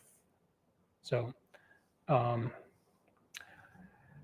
other thing I want to pay attention to as we all sit here, posture is important. I don't just mean sitting up straight. Slouching is fine. I slouch all the time. But what I want to pay particular attention to is the tendency for almost all of us. I've never seen any person that doesn't do this, to lean forward with almost all of our body. So if standing up is available to you, you can stand up. If not, you can do it sitting down. And when you stand up, just really quickly observe how you are on your feet. For most of us, we are standing, leaning forward, like we're going to attack the world, which is sort of a consciously or subconsciously is a bit of an aggressive stance, like you're ready to go. So if you were to just stand, feet kind of hip width apart, whatever that means to you, and just stand comfortably. And just pull your weight up. Straighten your back, maybe pull your tailbone in. And as much as possible, just lean, even if it's like half a degree back. So back on your heels, you're not going to fall. Just lean back a little bit. Couple that with tucking your chin in a little bit. So again, if you're standing like this, or you're leaning forward, which how most of us stand, and this. For me personally, and I think for a lot of people that I've taught this to, as soon as you do that, it almost feels like your brain just sat in a reclining chair and like, cool, everything is okay. It's a very simple thing that is extremely effective in slowing us down and sort of, think about it when you're sort of in a confrontational situation or an agitated situation or in a stressful situation, you're not sitting back thinking like, this is very stressful. You're like, oh my God, I got to do this thing. You're like, sort of, aggressively wanting to attack this or fearfully almost wanting to attack it. And if you can pay attention to that and just for a quick second, just exhale, just lean back a little bit, bring some of the weight back into the heels. There's an almost immediate sort of relaxation in the body that takes place. It's quite effective. So how does that look sitting down? Well, if you're sitting down, say you're sitting down, even if you're sitting down like a normal person, which you can't do on these chairs, by the way, they're not designed for that. For most of us, how that translates when we're sitting down is often with the neck. It's sort of doing this sort of thing. We think that in order to hear someone more closely, we want to look more closely at them. The ears haven't really moved anyway, right? So try and, as much as you can, bring awareness to your body. Even if you're slouching, even if you're sitting back, just bring your head back a little bit and tuck the chin in a little bit. Not in like an aggressive way, kind of like this, Just a very relaxed face, but don't do this sort of thing. Just bring it back a little bit. And observe what that does to your mental state, to your sort of, in yoga they talk about the brain seated, but that's not happening, but sort of on a metaphoric level, there's a sense of like the brain sort of recedes, and it's no longer feeling like I gotta attack the world. It's just kind of like sits back almost. So those are my two things that I would leave you with. Pay attention to how you're standing. How forward are you in your stance? How feeling aggressive almost with this sort of like forward, especially when you walk. We can't do walking here because there's not enough room. But if you observe how you walk, most of us walk with most of our weight forward. The trick I showed you with leaning back on your feet standing, try that walking and see how that slows you down almost instantly. Even if you're not slow, you can move quickly, but if you lean your weight back, there's different state of mind, different quality to your entire body and subsequently your mind, just by virtue of shifting, making that subtle shift. And if you couple that with your breath, I think you have some readily available tools almost to sort of perforate any sort of aggressive state. I think that's time, yeah? Yeah. So I think we have time for Q&A again, even though we just had one, from everybody. So if you guys want to join. And we'd be happy to answer questions, or if you want to share comments or anything you want to say is welcome.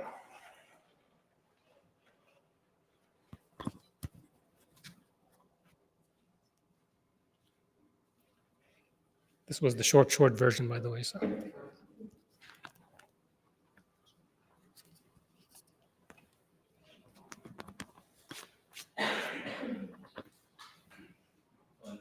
Buddhism, I know that we just talk about it, we identify ourselves through our body and our thoughts, our mind. And so we cling to that, and naturally that's me and my story, and it's all about me. I gotta be successful, or I've gotta do this. I can't have that. I don't want that. So this embodiment, strong attachment, identification with your body, mind, these heaps of things we think of as being ourselves, end up causing a lot of suffering. So, in some sense, we're in the practice, as I understand it, the Buddhist practice, meditation, contemplation, we're learning to see the insubstantiality of what we think is me, and letting go of this need to be special, and recognized, and successful. And so, I guess you mentioned, well, you can be practicing meditation for 20 years, it's going to be here, right? And I know for myself, I haven't been practicing for years, and I'm probably still a jerk. But it's being honest with yourself too, and seeing where you're still holding on. Seeing where, yes, I do want to be mom's special boy, whatever. I got to be that. So, but it's a path. It's a continued working against the path. So it's not a means to be discouraged. It's a means to keep hoping, keep letting go, keep looking. So that's kind of where I'm studying this nature of mind meditation in a pretty esoteric way. That it also illuminates, I'm not getting that so much, So, but it's not a discouragement. It's, again, I would say progress on the path is, am I kinder? Better listener? And I have some humor. Am I willing to be honest with myself and what I see? The rest of it is kind of a lot of words.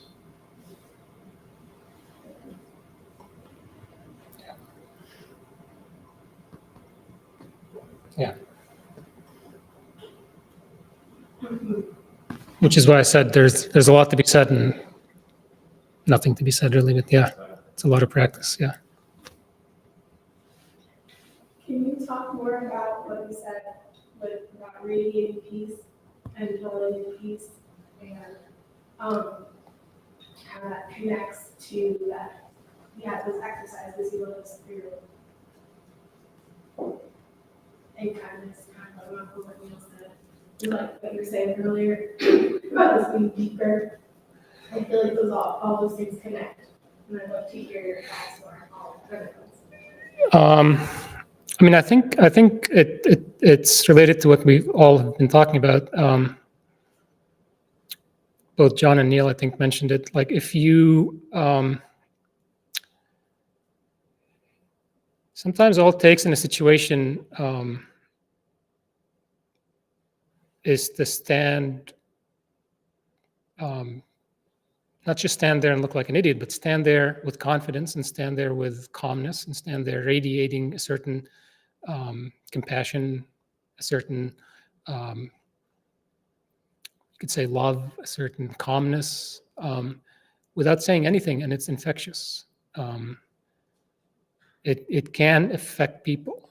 There are many studies done on this as far as like herd sort of behavior where all it takes to incite panic is one person flinching and then, or one member of a group flinching. And then, you know, this is done in, I used to have a fascination with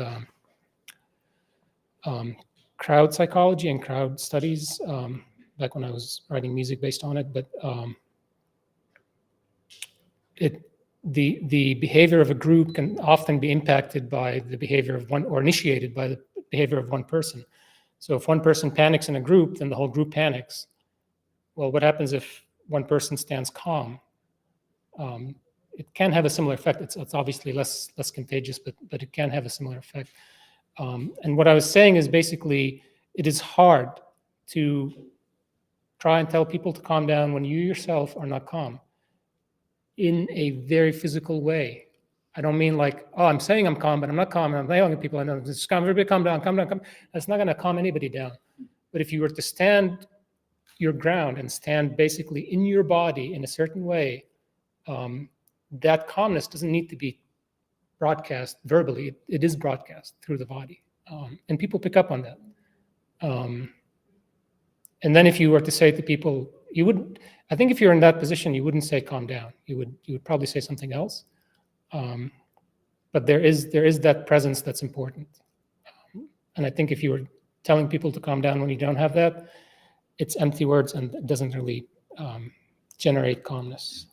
That's really interesting because there is a bunch of de-escalation techniques for like very 90 people that you're interacting with, like it's like entering hospitals tonight and stuff.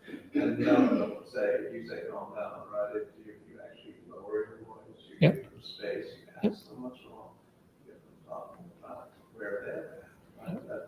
So it goes back to your point about listening. Yeah. So just paying attention and listening and being within yourself, right? So you're not reacting to their anger with anger, being yourself.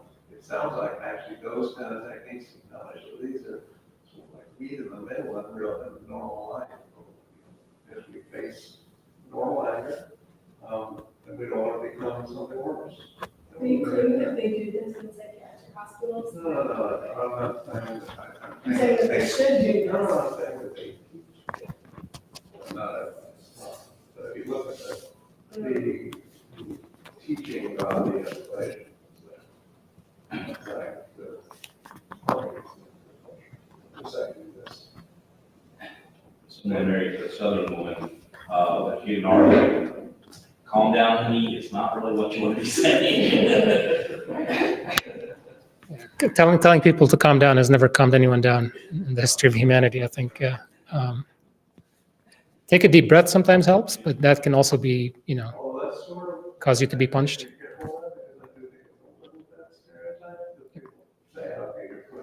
Yeah. But really what it is if you tell someone to take a deep breath in a certain tone, you'll probably get slapped. In a certain body stance, you'll probably get slapped. And if you were to stand there and breathe with them, that might read differently, especially if you yourself, again, are feeling it in your own body. I think you have no place telling anyone to calm down or breathe. If your breath is shallow, if your stance is aggressive, if your entire physical body is radiating anxiety and stress, and you're trying to tell someone to calm down, it's not going to work.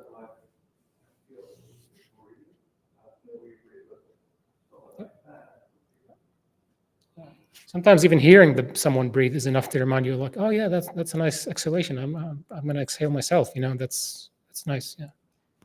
That experience, I was an HR manager of the plant, and there's people to do out on the floor, and the supervisor from at the workers and the workers from Matt, you know, and the supervisor from at the plant manager, and it was this whole thing. So they look at me, they say, all right, you know, if you deal with this, that might go great. So we got them in the conference room, and so I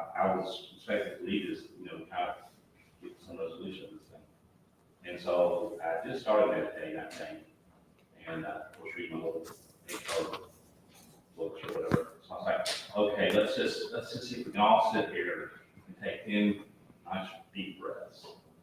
And they listened to me. And we did it. And there were probably 15 or 20 of us. And it really was quite amazing after we all did that. And then I kind of gave some further instruction. Now, look, we're all worked up here, but you know, the kind of don't say, well, so-and-so's an a-hole. Say, well, what is it that they're doing that's bugging you? Let's look at behaviors, not that kind of instruction. But the breathing really, it took the temperature way down. So, I mean, that's kind of unique search that perhaps. I can't remember who asked earlier about the paradox between, or, you know, not mistaking having a calm attitude with not feeling the need to do something. So that there's something that needs to still be addressed, but it doesn't have to be addressed by name calling and screaming. But it still needs to be addressed, and it can be addressed in a different way. That's what it is. Again, I just want to be aware of our time here together. So we have 3 minutes. Is there someone that hasn't shared yet that really would like to share? Please. A lot of what you're talking about sometimes, I know this is more an observation, reminds me of what I learned when I was pregnant, when I became a mom. One of the things that my psychologist told me was that it's not ever my job as a mother to calm my child down.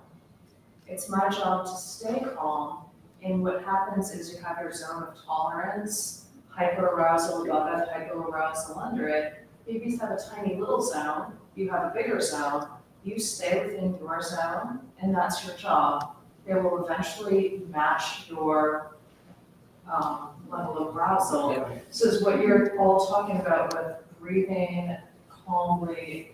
I'm thinking, man, that works with adults too.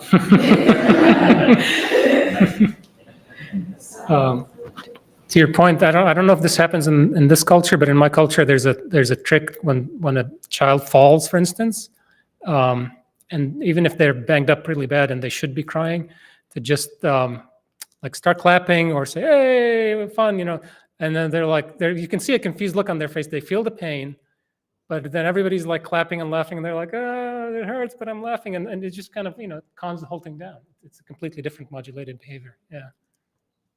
Anyway. Can I just give people a little homework? How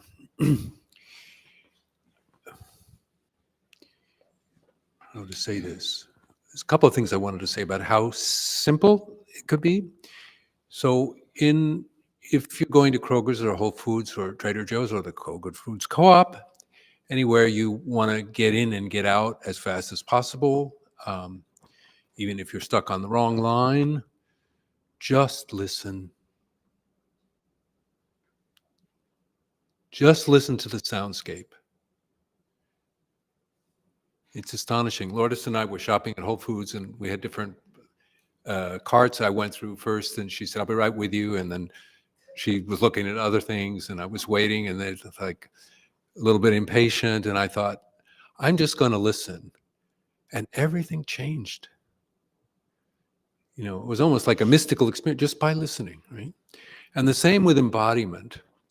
You know, there's a book by a woman named Ruth Sapora, who's a dancer and improviser, and she said, I can go into any dance studio in the world, lie down on my back, and say that I'm dancing, and everything changes. So dancing is really moving or making a shape. It's moving with mindfulness, embodiment. So I invite you to dance. You know, if you walking across the campus or wherever you are, you know, if in Kroger, say, or in a supermarket, if you say, I'm dancing with your cart, you know, everything changes, right?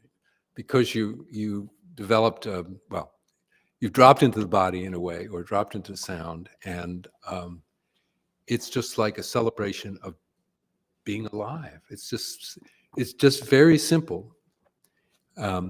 So try it. Try, I'm dancing, you know, I'm witnessing, and I'm listening. And let's get together again. John, you want to say something? Yes, I do.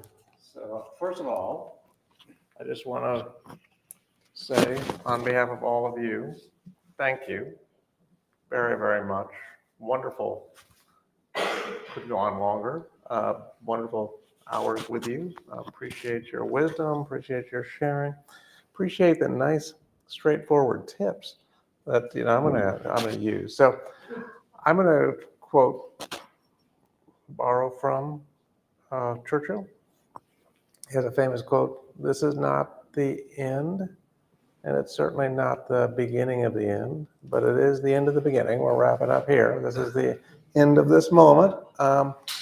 But what I would ask from all of you is, this is the start of trying to build some energy around this kind of work to carry forward to help the world be a little less upset. We have right now, particularly in the U.S., a anger crisis, and it's a part of the economy, it's a part of the politics, it's a part of all sorts of stuff. And so let's see what we can do together, starting with us, moving forward. So we'll be reaching out. I hope that you decide to join our community and help us extend the voice. I would love to hear from any of you who had no prior experiences to any of the tips that you got today. And if you try it, let us know what it was like for you, what was good, what was difficult, what was profound. Because I think there was, what did I was telling Lance at the break, this was both simple and profound, right? There are certain things that are simple, not easy, but simple, right? So the good ideas that you can keep in your head. So I invite you to stay connected, to share your experiences, your thoughts, your wisdom, and we'll see where we can take things, all right? Thank you very, very much, all of you, and thank you.